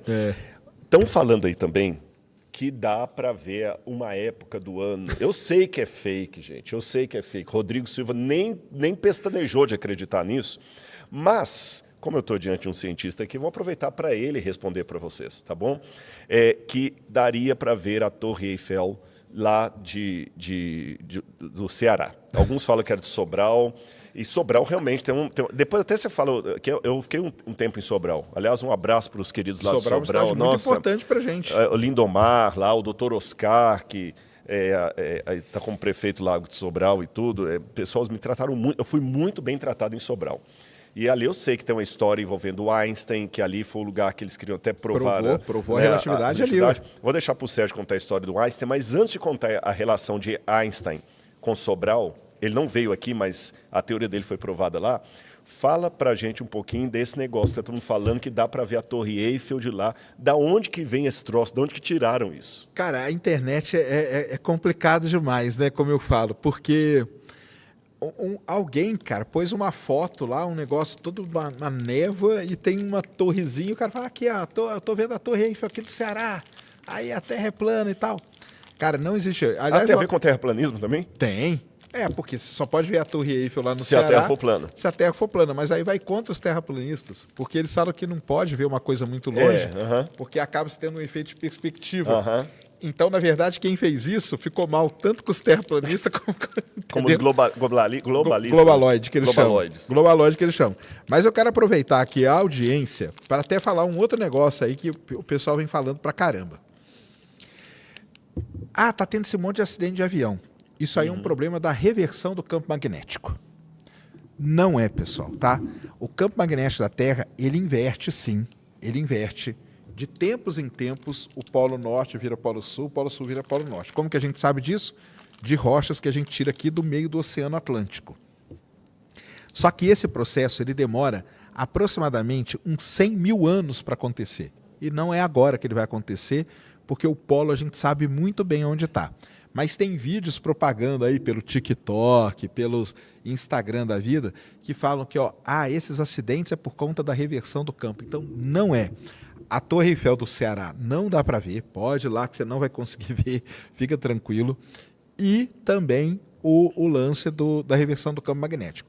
A Torre Eiffel do Ceará é um fenômeno conhecido como pareidolia, que a gente chama. Tá uma névoa, aí alguma sombra de alguma Parece coisa alguma ali, coisa que o seu cérebro o reconhece. seu cérebro na hora olha para aquilo e fala, caramba, isso aqui é a Torre Eiffel. Nuvens. Nuvens, tem muito disso. Rochas que você vê com um formato estranho, tem muito disso. Da pedra da freira e do padre que tem lá no Espírito Santo. Isso, o dedo de Cristo, famoso, né? Nos lugares. Então, a Torre Eiffel é mais uma desses efeitos. É um efeito atmosférico por causa da névoa com uma sombra. E criou aquele desenho ali que parece, porque você olha assim, parece a Torre Eiffel. Mas, não, obviamente, que não é. Já chegaram a medir, até avisada, nem daria para ver a Torre Eiffel dali da onde que o pessoal falou, entendeu? A pessoa ainda se dá o trabalho de desmentir, porque a coisa é tão repetida que você tem que provar Mas que não tem, é. Cara, porque você tá na internet igual eu tô, né? Sabe como que é, né? Que você deve sofrer também, talvez até mais, com isso, que o pessoal começa a falar, repetir essas coisas, e são pessoas que acabam ganhando uma credibilidade que não devia, entendeu? E eles falam primeiro. E aí, como que você vai fazer? E hoje tem o tal do clickbait também, que chama mais atenção. O pessoal eles não querem ouvir que Jesus morreu, ressuscitou, como está na missa, quando está no culto protestante. Eles querem que Jesus tinha uma esposa e que a Igreja Católica escondeu isso a vida toda, sabe? Graças ao Código da Vinci, Código da Vinci, ou então que ele foi para a Índia também, se tornou um mestre yogi lá, ou até que ele era um ET também, que tem essa ideia também, Jesus é um extraterrestre. Tem muita ideia de que Jesus era ET. Agora, falando de Sobral, aqui para a gente é mais conhecida como a terra do Renato Aragão. Isso. Mas em termos científicos, tem algo muito melhor do que ser a terra do Renato Aragão. Nada contra o Renato Aragão, eu fui fã dos Trapalhões, eu passei a minha infância toda assistindo o Didi. Tinha uma vontade de conhecê-lo pessoalmente. O Dedé Santana eu não conheço, mas eu sei que ele já ganhou um livro meu já e leu. Legal. Mas mais importante para a ciência do que ser a terra natal de Renato Aragão é uma relação que tem entre Sobral e Albert Einstein e a teoria da relatividade de Einstein que foi provada ali. Aí eu vou deixar o Sérgio contar essa história para a gente. Então, em 1915, o Einstein escreve ali a teoria da relatividade, né? E uma das questões é que era a seguinte, ele mostra, teoricamente, com contas, que quando a luz passa perto de uma grande concentração de massa, a luz ela é desviada. Essa é a coisa que ele falou. E para a sorte do Einstein, em 1919 ia ter um eclipse do Sol. E o que tem a ver o eclipse do Sol com isso? O eclipse do Sol com isso é o seguinte, quando o Sol fica totalmente eclipsado, quando a Lua encobre inteiramente o Sol, você vê estrelas no céu. Então, olha a ideia que o pessoal teve. Vamos pegar aonde vai passar o eclipse, a linha do eclipse passou em Sobral e na Ilha do Príncipe. Vamos nesses lugares 6 meses antes do eclipse acontecer. Por quê? 6 meses antes vai estar de noite. Então eles foram em Sobral 6 meses antes do eclipse de 1919 e fizeram um mapa do céu. Pegaram as estrelas ali. No dia do eclipse, em 1919, eles foram para Sobral de novo e para a Ilha do Príncipe. Por quê? Na hora que o Sol cobriu, na hora que a Lua cobriu o Sol, apareceram as mesmas estrelas que eles tinham feito o mapa 6 meses anteriormente. Só que dessa vez vai ter o Sol ali. Quer dizer que a luz da estrela vai passar pelo Sol. Quando ela passar pelo Sol, ela vai ser curvada, desviada. E o que eles provaram é que eles olharam para a estrela estava numa posição diferente e o desvio era exatamente o que o Einstein tinha previsto na teoria dele. Lembrando que o Einstein ele não fez experimento nenhum. Tudo que o Einstein fez era experimento mental, que a gente chama. Ele imaginava, pensava nas coisas e ia lá e descrevia a matemática daquilo. Então, Sobral e Ilha do Príncipe, mas é mais Sobral porque na Ilha do Príncipe teve um problema com o tempo lá ficou ruim. E o Eddington, que era um grande pesquisador, ele não veio para Sobral, ele foi para a Ilha do Príncipe. Então, Sobral recebeu uma equipe, só que nem era uma equipe tão famosa assim. É isso que o pessoal fala, o pessoal fica chateado que o próprio Einstein não veio, não, né? O Einstein ele nem ia mesmo. O Einstein nem ia. Mas o Einstein mandou um pessoal dele, entre eles estava um cara muito famoso chamado Eddington. Só que o Eddington resolveu ir para a Ilha do Príncipe, não para Sobral. Se lascou. Se lascou, porque foi aqui em Sobral que você tem a foto linda da estrelinha. Aí tem uma foto muito legal que tem a estrela numa posição e na outra. E aquele desvio é exatamente... Eu acho isso muito legal. Porque, olha, eu confesso para vocês que eu fui descobrir essa história quando eu fui para Sobral. Porque ela tem a praça, exatamente, tem todos porque o pessoal não fala muito, é uma pena, né? O Einstein realmente era um camarada fora da Esse era fora da cara. Agora, em Sobral, em 2019, antes da pandemia, existe no Brasil um negócio muito legal chamado ENAST, que é Encontro Nacional de Astronomia. O de 2019 foi em Sobral, em homenagem aos 100 anos do eclipse. Você foi, não? Cara, infelizmente não deu para eu ir, mas eu conversei com o pessoal lá e tal, e foi muito bonito, eu vi as fotos deles lá. 100 anos depois. Agora, Sérgio, para terminar aqui, me explica de novo aquela correção que você me fez, que eu falei que todas as estrelas podem ser sóis com planetas em volta. Você falou, não é bem assim, e a gente entrou para responder a outra questão lá, e esse ponto ficou. Não, todas as estrelas são sóis, né? Mas isso está certo. Isso aí está certo. O negócio é que a maior parte das estrelas do universo, elas são ou binárias ou ternárias. Por isso que elas não têm gravidade para ter um sistema solar em volta delas. Elas têm uma gravidade muito complicada. E aí um planeta ali não ia dar certo. E o Sol, ele é um tipo, até para o pessoal entender, o Sol é uma estrela que a gente chama anã amarela. E não são todas que são anãs amarelas. Então você tem muita supergigante e tal. Eu falo isso porque o pessoal chega para mim e fala assim, é tudo infinito. Não é. Porque se você pegar que a gente precisa de uma estrela igual ao Sol, você já vai cortar um monte de estrela dessa parada. Continua sendo um número grande, mas não, é diferente de infinito, entendeu? Mas o lance é esse. Toda estrela é um Sol, que a gente fala, né? Mas nem todas têm uma gravidade que permita ter um sistema... Tem gravidade, claro. Tem gravidade. Mas não há diferentes tipos de gravidade. Nem é a gravidade aí, no caso, que influencia. É mais a atividade.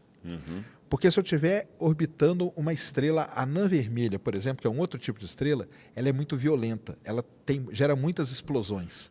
Dificilmente você vai ter um planeta com vida orbitando uma anã vermelha. E a anã vermelha, sim, é o maior número de estrelas do universo, deve ser a anã vermelha. Nossa. Então, esses números vão caindo. É isso que a gente tenta. Você sabe que eu contei, a primeira vez que eu encontrei com o Sérgio, eu contei isso, eu quase tive um pezinho lá na astronomia por causa do Riedel, lá em Belo Horizonte. Grande Bernardo Riedel, cara. Que eu levei.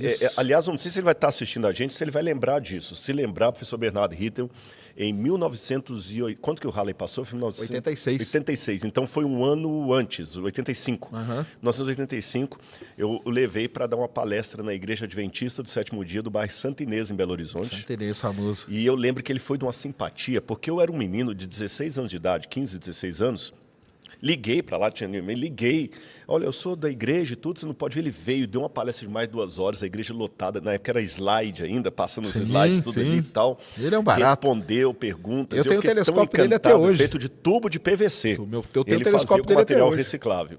E depois, quando eu fui conhecer o Sérgio, eu contei o Sérgio, ele foi meu mentor praticamente. Sim. Aí nessa época eu empolguei, eu quase fui para o lado da astronomia. Olha aí, adorava estudar sobre constelações, Órion. Órion é uma constelação que mexe muito comigo. Mas acabei, o buraco é mais embaixo. Arqueologicamente falando, eu fui para o extremo oposto. Né? Não tem aquele... Eu esqueci um filme que eu assisti... que o menino ele queria ser astronauta e ele vai trabalhar lá no porão com o pai nas minas. Mas é meio meu caso também. October Sky. Sim, mas o meu caso é esse aí também. Você também, né? Porque eu fui para a USP para fazer astronomia e acabei virando geofísico, ou seja, fui olhar para dentro da Terra. Mais embaixo. Então Mas eu sei que eu sempre apaixonei e já estou desenhando com o Sérgio aqui algumas possibilidades, 2 delas. É desenho ainda, mas fiquem atentos. Uma delas é da gente... vou falar até de 3, viu? Uma delas é da gente ir para o Egito em 2026. 2027. 2027 vai ter um eclipse total do Sol, maravilhoso. Lá em Luxor. E a gente está pensando nisso aí. É uma parceria também de um dia eu poder ir em um lugar e falar também sobre a arqueologia das estrelas. Porque você sabe que a história da humanidade também é contada nas constelações. Isso aí. A Bíblia fala muito da importância das constelações, Jesus fala até sobre isso, que são sinais e tudo. Tem tudo a ver com o seu museu aqui, porque o nome das estrelas são todos nomes árabes e tal, dali, porque a astronomia, ela começou ali. O grande drama nosso, das astrônomos, é que boa parte do material da astronomia muçulmana, que a gente chama, estava na biblioteca de Alexandria, que foi destruída em 692. Então nós perdemos muito disso aí, muito mesmo, porque é talvez a parte mais rica da astronomia. O céu, né, ele tem uma história ali maravilhosa, que era contada para as crianças e tudo mais. Eu até estava falando para ele, não tente procurar um leão no céu, porque você não vai achar na constelação de leão.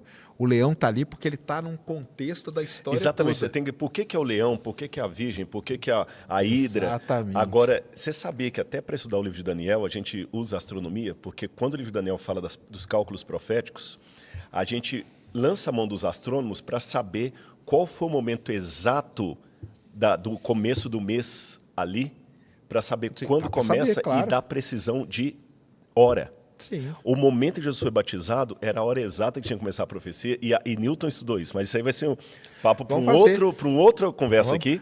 E a terceira coisa. Vai lá. Você não pode perder a terceira. Eu quero levar o Sérgio um dia para Israel, para a gente ir junto. Então não sei se eu vou colocar ele para escavar lá, mas... Bora escavar. Aliás, escavando em julho agora, fique atento, eu já estou levantando com o pessoal da Universidade Hebraica, que isso é muito recente, por causa do problema da guerra e tudo, a gente estava em dúvida se ia escavar ou não. Mas domingo passado, sem ser ontem, da semana anterior, o professor Yosef Gafke me mandou mensagem, Rodrigo, topa trazer a galera, vamos escavar, porque a gente escava, tem os arqueólogos profissionais, mas a gente precisa muito de voluntários. Isso acontece também na paleontologia. Claro. Você precisa de voluntários. Então, se você quer ter uma experiência de arqueologia, de escavar mesmo, a gente está escavando o sítio arqueológico de Laquis. Então, fique atento nas redes sociais do MAB e nas minhas, porque estamos levantando agora o preço, o custo, tá bom? De acomodação, aéreo e tudo. E assim que eu tiver o preço, eu coloco lá, mas eu não vou poder levar 2 ônibus, vai ter um grupo limitado, tá bom? Fique atento lá. Sérgio, se quiser falar as palavras finais aí para despedir, eu também falo as palavras finais para despedir aqui. Só agradecer aí, muito bonito o seu museu, muito Obrigado, legal. É nosso. Como eu falei lá no Ciência Sem Fim, chama Museu de Arqueologia Bíblica, mas você vem aqui, você estuda sobre o Egito, você vê Pedra de Hammurabi, você vê a Pedra da Roseta, você vê tudo, e é muito legal essa contextualização que você faz aí. Tá de parabéns, entendeu? Me sigam lá, o Space Today. Acabei de bater 2 milhões, eu estava em Brasília semana passada. 2 milhões? Bati 2 milhões no Space Today, então agradecer a todo mundo aí que se inscreveu, continue se inscrevendo lá. Essa semana, quarta-feira, vai ter lançamento do Starship. Vou te levar um dia para ver o lançamento do Starship lá no Texas, hein? Aí já começou a falar mais. O maior foguete do mundo vai ser lançado agora quarta-feira, no voo 8. Vai ter live no meu canal, umas 4 horas de live, a gente lá conversando e falando tudo. Então, só agradecer, cara. Muito obrigado aí. Agradecer a todo mundo que está aqui, que ajudou a fazer essa live aqui. E sensacional. Muito obrigado. Nossa, eu que agradeço. Então, as suas redes sociais, só para a gente ficar... Minha rede social, Instagram, Space Today e Ciência Sem Fim. E o canal Ciência Sem Fim também, que é lá com o Estúdio Flow, o nosso podcast, e o Space Today no YouTube. Tem Sérgio Sacani no Instagram, não sou eu. Tem Serjão dos Foguetes, não sou eu. Tem vários lá que não sou eu. Meu único é Space Today. E também quando fala lá algumas coisas de inteligência artificial, não é ele. Não é ele. Tem um vídeo agora muito legal, porque a gente até comentou da morte do Papa, né? E falam que os Simpsons... Tá no Simpsons a morte do Papa. E o pessoal pegou a minha voz lá. Porque, cara, eu tenho mais de 4 mil vídeos no YouTube. Tem eu gritando, chorando, falando... Aí, cara... Mas já apareceram as minhas também, vendendo colírio, e não sou eu, inteligência artificial. também o segredo da vida lá. Aí. Mas o Homer, como é que era o Homer? O Homer sem imitar, mas é que assim... Mas a internet não mente, Marge. Não mente, tá lá, ué. Vamos agora todo mundo. Os Simpsons estão apoiando o Sérgio Sacani. Aí, ó. Podem pegar agora o Rodrigo Silva imitando os Simpsons Sérgio aí Sacani nos Simpsons. Estava previsto, mas o Google não mente. Não mente. Pessoal, eu quero deixar com o Sérgio apenas um versículo da Bíblia para refletir. Se algum dia, eu espero que isso aconteça, você acreditar em Deus, lembra de uma passagem que Deus falou para pessoas apaixonadas pelas estrelas. Ele diz assim: olhai ao alto e vede, quem criou essas coisas? Aquele que faz sair o seu exército de estrelas todas bem contadas, as quais ele chama pelos seus nomes. Por ser ele grande em força e forte em poder, nenhuma só vem a faltar. Porque dizes, ó Jacó, ou falas, ó Israel, meu caminho está encoberto ao Senhor? Não sabes, não ouviste, que o eterno Deus, o Criador dos confins da terra, não se cansa nem se fatiga? Não se pode esquadrinhar o seu entendimento. Faz forte ao cansado e multiplica forças àquele que não tem nenhum vigor.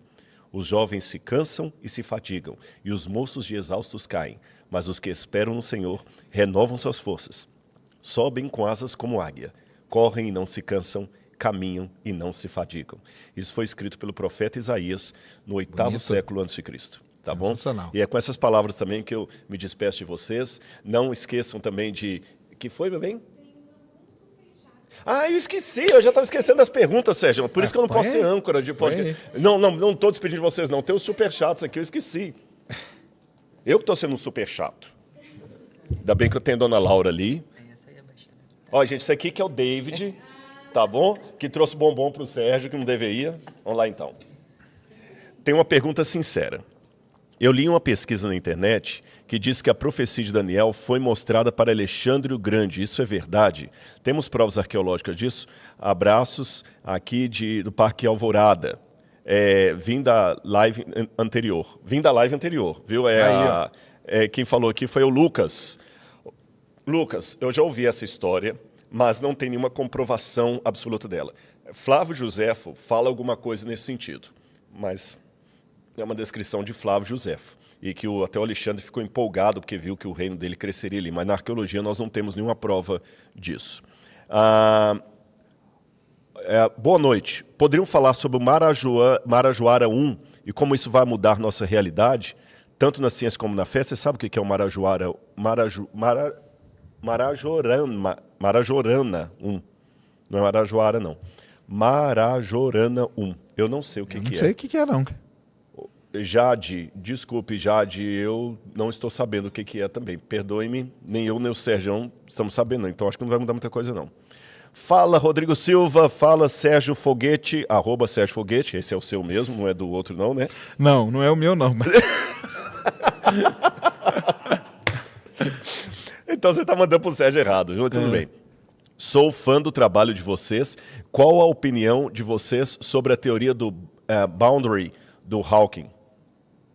Teoria do boundary? Do boundary, do Hawking, do Stephen Hawking. Eu conheço pouco da teoria dele. Não sei que teoria que é. Não sei se você está falando da teoria dele da evaporação de buracos negros, que é a radiação Hawking, entendeu? Uhum. Cara, é uma teoria, a tese de doutorado do Stephen Hawking é propondo que os buracos negros, por flutuação quântica, eles vão, aos poucos, perdendo matéria. Ou seja, eles vão evaporando. E pode ser que um buraco negro deixe de existir. Só que isso é só uma teoria. Um negócio muito importante o pessoal entender na física, você precisa ter a parte teórica bem definida, que é a matemática, a física. Não pode, por exemplo, eu atravessei a tela desse computador. Isso não existe fisicamente, porque eu bato aqui. Então tem que estar a física e a matemática bonitinha. Isso a gente chama da teoria. E depois tem que ter a parte experimental. A parte experimental tem que estar de acordo com a teoria. Então, a radiação Hawking, ela teoricamente está lá bonita, é a tese de doutorado dele. Mas ela não foi provada ainda. Não foi provada experimentalmente. Só tem um setor da física que aconteceu o inverso, que é a física quântica. A física quântica, primeiro nós observamos acontecer um fenômeno e depois eles foram atrás de uma teoria para explicar. Mas normalmente o que você tem que fazer é isso, você desenvolve teoricamente e depois você bola um experimento para explicar aquilo.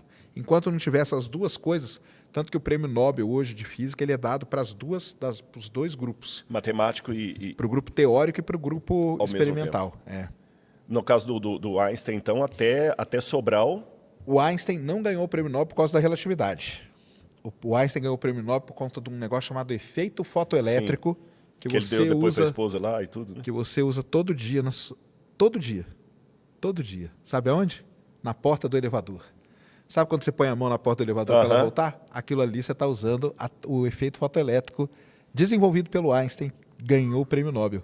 Você usa um prêmio Nobel todo dia. Não foi pela teoria da relatividade. Não foi. Ele nunca ganhou o prêmio Nobel pela teoria da relatividade. Dizem que é um grande... Também quem diz que uma vez perguntaram para um Lamaitre assim, dizem que há apenas 2 pessoas, fora o Einstein, que conseguem entender a teoria dele. Aí o Lamaitre falou assim, quem que é o segundo? Exato.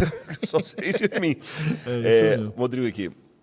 Rodrigo, fala sobre Orion. É uma dúvida sincera. O Rambler Guzmão. Ô, Rambler, eu teria que ter muito mais tempo aqui, o Sérgio também. O que eu posso falar sobre Orion é que interessante que Orion, ele, em todo o passado, ele é colocado sempre como símbolo de uma figura salvadora que destrói um boi celestial, a constelação do Taurus. O Orion é o caçador, que a gente chama, né? Que destrói, é o caçador. Nos egípcios era o Osíris, depois virou o caçador, o Orion. Uma das estrelas dele tem um nome curioso, é um nome que vem do hebraico via o árabe, que é Betelgeuse. E tem outros, Rigel também. Exatamente. Né? Que deve Rigel, sim, mas a Betelgeuse ela é interessante porque significa portal de Deus. Betel, início do portal de Deus. E alguns falam de uma coisa muito interessante sobre uma luminosidade que vem de Orion, mas eu estudei isso há tanto tempo e parei, me desatualizei, eu não teria nem Orion tem várias coisas legais, né? Tem as Três Marias, que é o cinturão do caçador. Tem a nebulosa de Orion, que é a espada do caçador, né? Só tem um problema, tá? Aqui no Brasil... A gente vê de cabeça para baixo, isso que eu ia falar. No hemisfério sul, a gente vê ela de cabeça para baixo, porque isso é uma coisa triste, né? Porque todas as constelações, as 88 constelações do céu, elas foram definidas no hemisfério norte, principalmente pelos europeus, mas vindo da tradição do Oriente Médio. Então, quando você olha aqui, está tudo de cabeça para baixo. Tá aí. Como é que o terraplanista fala? Porque se a Terra for plana, o Orion deveria estar do mesmo... Exatamente. Eles falam que primeiro, para eles não existe isso aí. Né? É verdade. Porque isso aí está fora do domo. Então não pode. Tá tudo bem. Deixa para lá. Mas uma outra hora eu posso falar mais sobre Orion, tudo bem. Tá bom? Que mais aqui? Não, Nero reencarnou... alguém colocou aqui, Rodrigo A. Santos. O Rodrigo está falando aqui. Não, Nero reencarnou como João Paulo II. Eita! O mesmo Deus que proibia consulta aos médiuns é o mesmo que mandava matar mulheres e crianças e ovelhas. Rodrigo, calma, calma. Lembra que eu falei, acho que foi aqui ou foi na Ciência Sem Fim, que eu falei até daquela pedra lá da Meremptah, que tem hipérbole. Israel, matei sua criança, sua prole não mais existe. Então, quando a Bíblia fala, vai lá e mata a mulher de peito, aquilo é uma hipérbole, tá bom? Que a gente tem isso também no Código de Mecha, que é aquele que está ali também, tem essas hipérboles. Então, tem que olhar a Bíblia dentro do seu contexto, senão a gente pode interpretar de ponta cabeça aí o texto bíblico, tá bem? Tanto é que, por exemplo, a Bíblia fala que Deus mandou matar as mulheres e crianças amalequitas. E um capítulo depois estavam os amalequitas atacando de novo os judeus. Se eles mataram todas as crianças, mulheres e todos os amalequitas, não sobrou ninguém, como é que estavam? Então não confundamos hipérbole com descrição literal. E nem mentira. Isso aí você ensina tudo no seu curso lá da... Exatamente, no Bíblia Comentada. Eu até sugiro você, Rodrigo, faça o Bíblia Comentada comigo, não é para entrar para o meu bolso, não. Lembra que o Bíblia Comentada, em primeiro lugar, eu até vou mudar, porque no início eu ficava com muito medo assim, porque você pode vender um curso de astronomia. Não tem problema, beleza. Mas um curso de Bíblia, o cara está vendendo Bíblia, virou mercantilista da fé, mais esses oportunistas e tudo mais. Não é nada disso. Aí eu ficava assim, gente, vamos ajudar a construir o museu, vamos ajudar a construir o museu. Os próprios alunos do Bíblia Comentada me corrigiram, Rodrigo, o museu é muito legal, mas está sendo tão bom para a gente o conteúdo que a gente está com medo que a hora que o museu ficar pronto, você não vai mais ter o Bíblia Comentada. Curso, né? Então hoje você... Primeira coisa, o Bíblia Comentada vai ajudar você a conhecer mais a Bíblia com mais detalhes arqueológicos, historiográficos, da língua básica. Eu trago outros acadêmicos para falar comigo e a plataforma está aumentando cada vez mais. Tem mais coisas surgindo aqui, eu não vou dar spoiler agora, senão a Laura me bate, mas tem coisa muito legal chegando aí, tá bom? E além disso, além de se beneficiar com esse conhecimento bíblico correto, um conhecimento que até o Sérgio respeita, veja, o Sérgio não é um religioso, se ele está aqui é porque ele tem um respeito pelo meu trabalho. Claro. Acho que o melhor endosso do que eu sou sério com o que eu falo é o próprio Sérgio estar aqui. Segundo, você ajudará a manutenção do MAB, que não é fácil manter um museu desse, é muito caro, você não faz ideia. Só alguns data loggers que a gente teve que comprar aqui para fazer a medição da temperatura ambiente. Quanto que foi? R$30 mil, e foi a nossa museóloga que acabou de me dar uma informação. Então, quer dizer, tudo é muito caro. R$30 mil só para ter uns breguetinhos. Aqui, esse negocinho que está aqui dentro, para medir a temperatura aqui dentro. Para manter, né? Senão... Então, você vai ajudar a manter o MAB, as pesquisas do MAB, de escavação.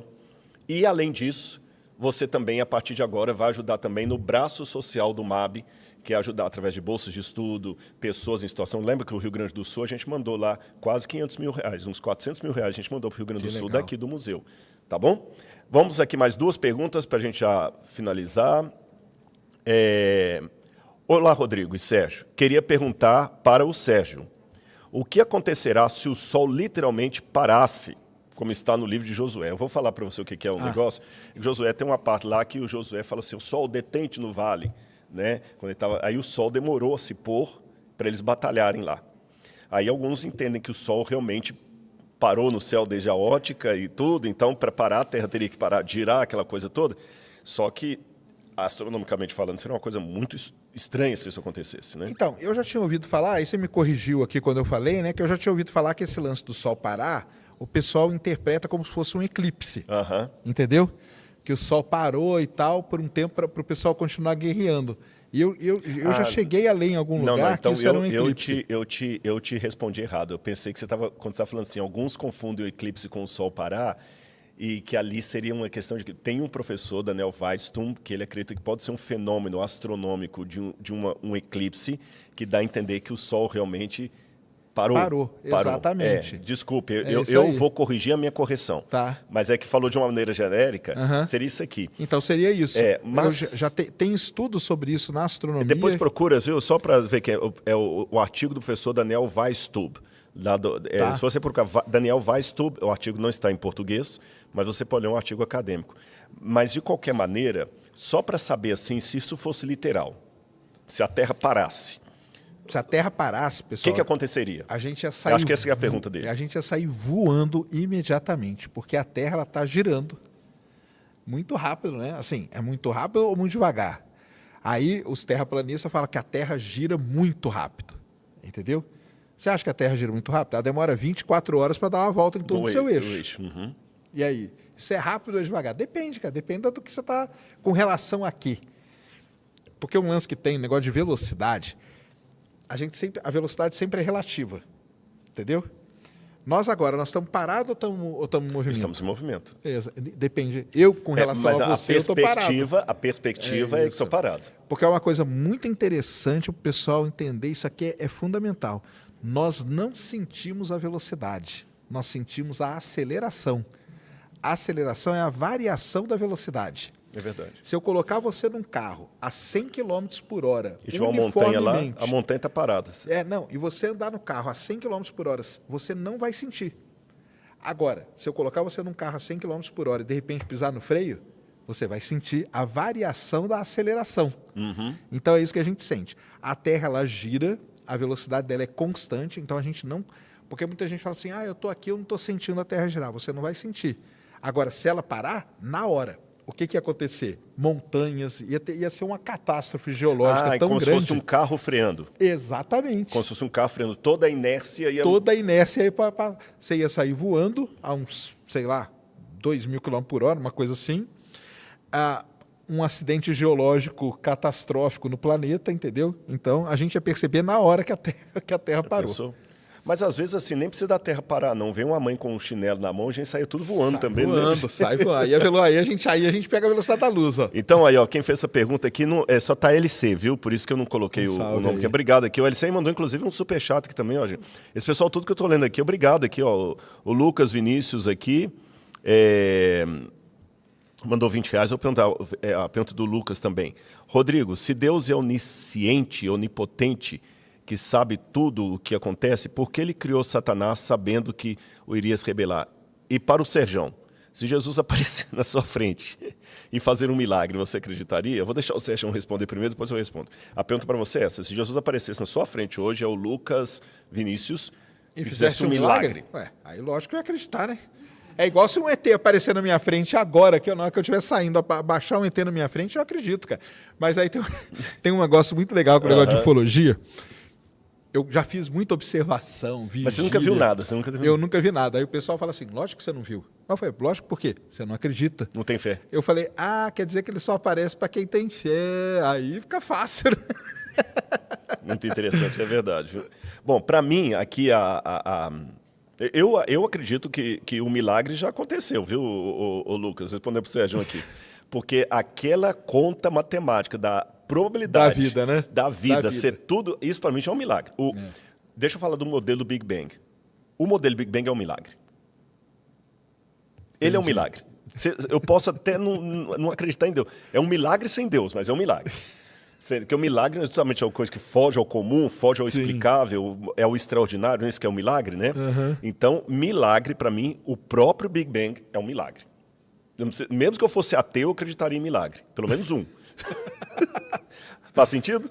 Faz sentido. Pelo menos um. Cara, né? É o que eu falei. O pessoal fala assim, Sérgio, cara, você é o cara que mais acredita em Deus. Porque é aquilo que eu falei, né? Toda vez que você explica o negócio da vida, você está provando para todo mundo.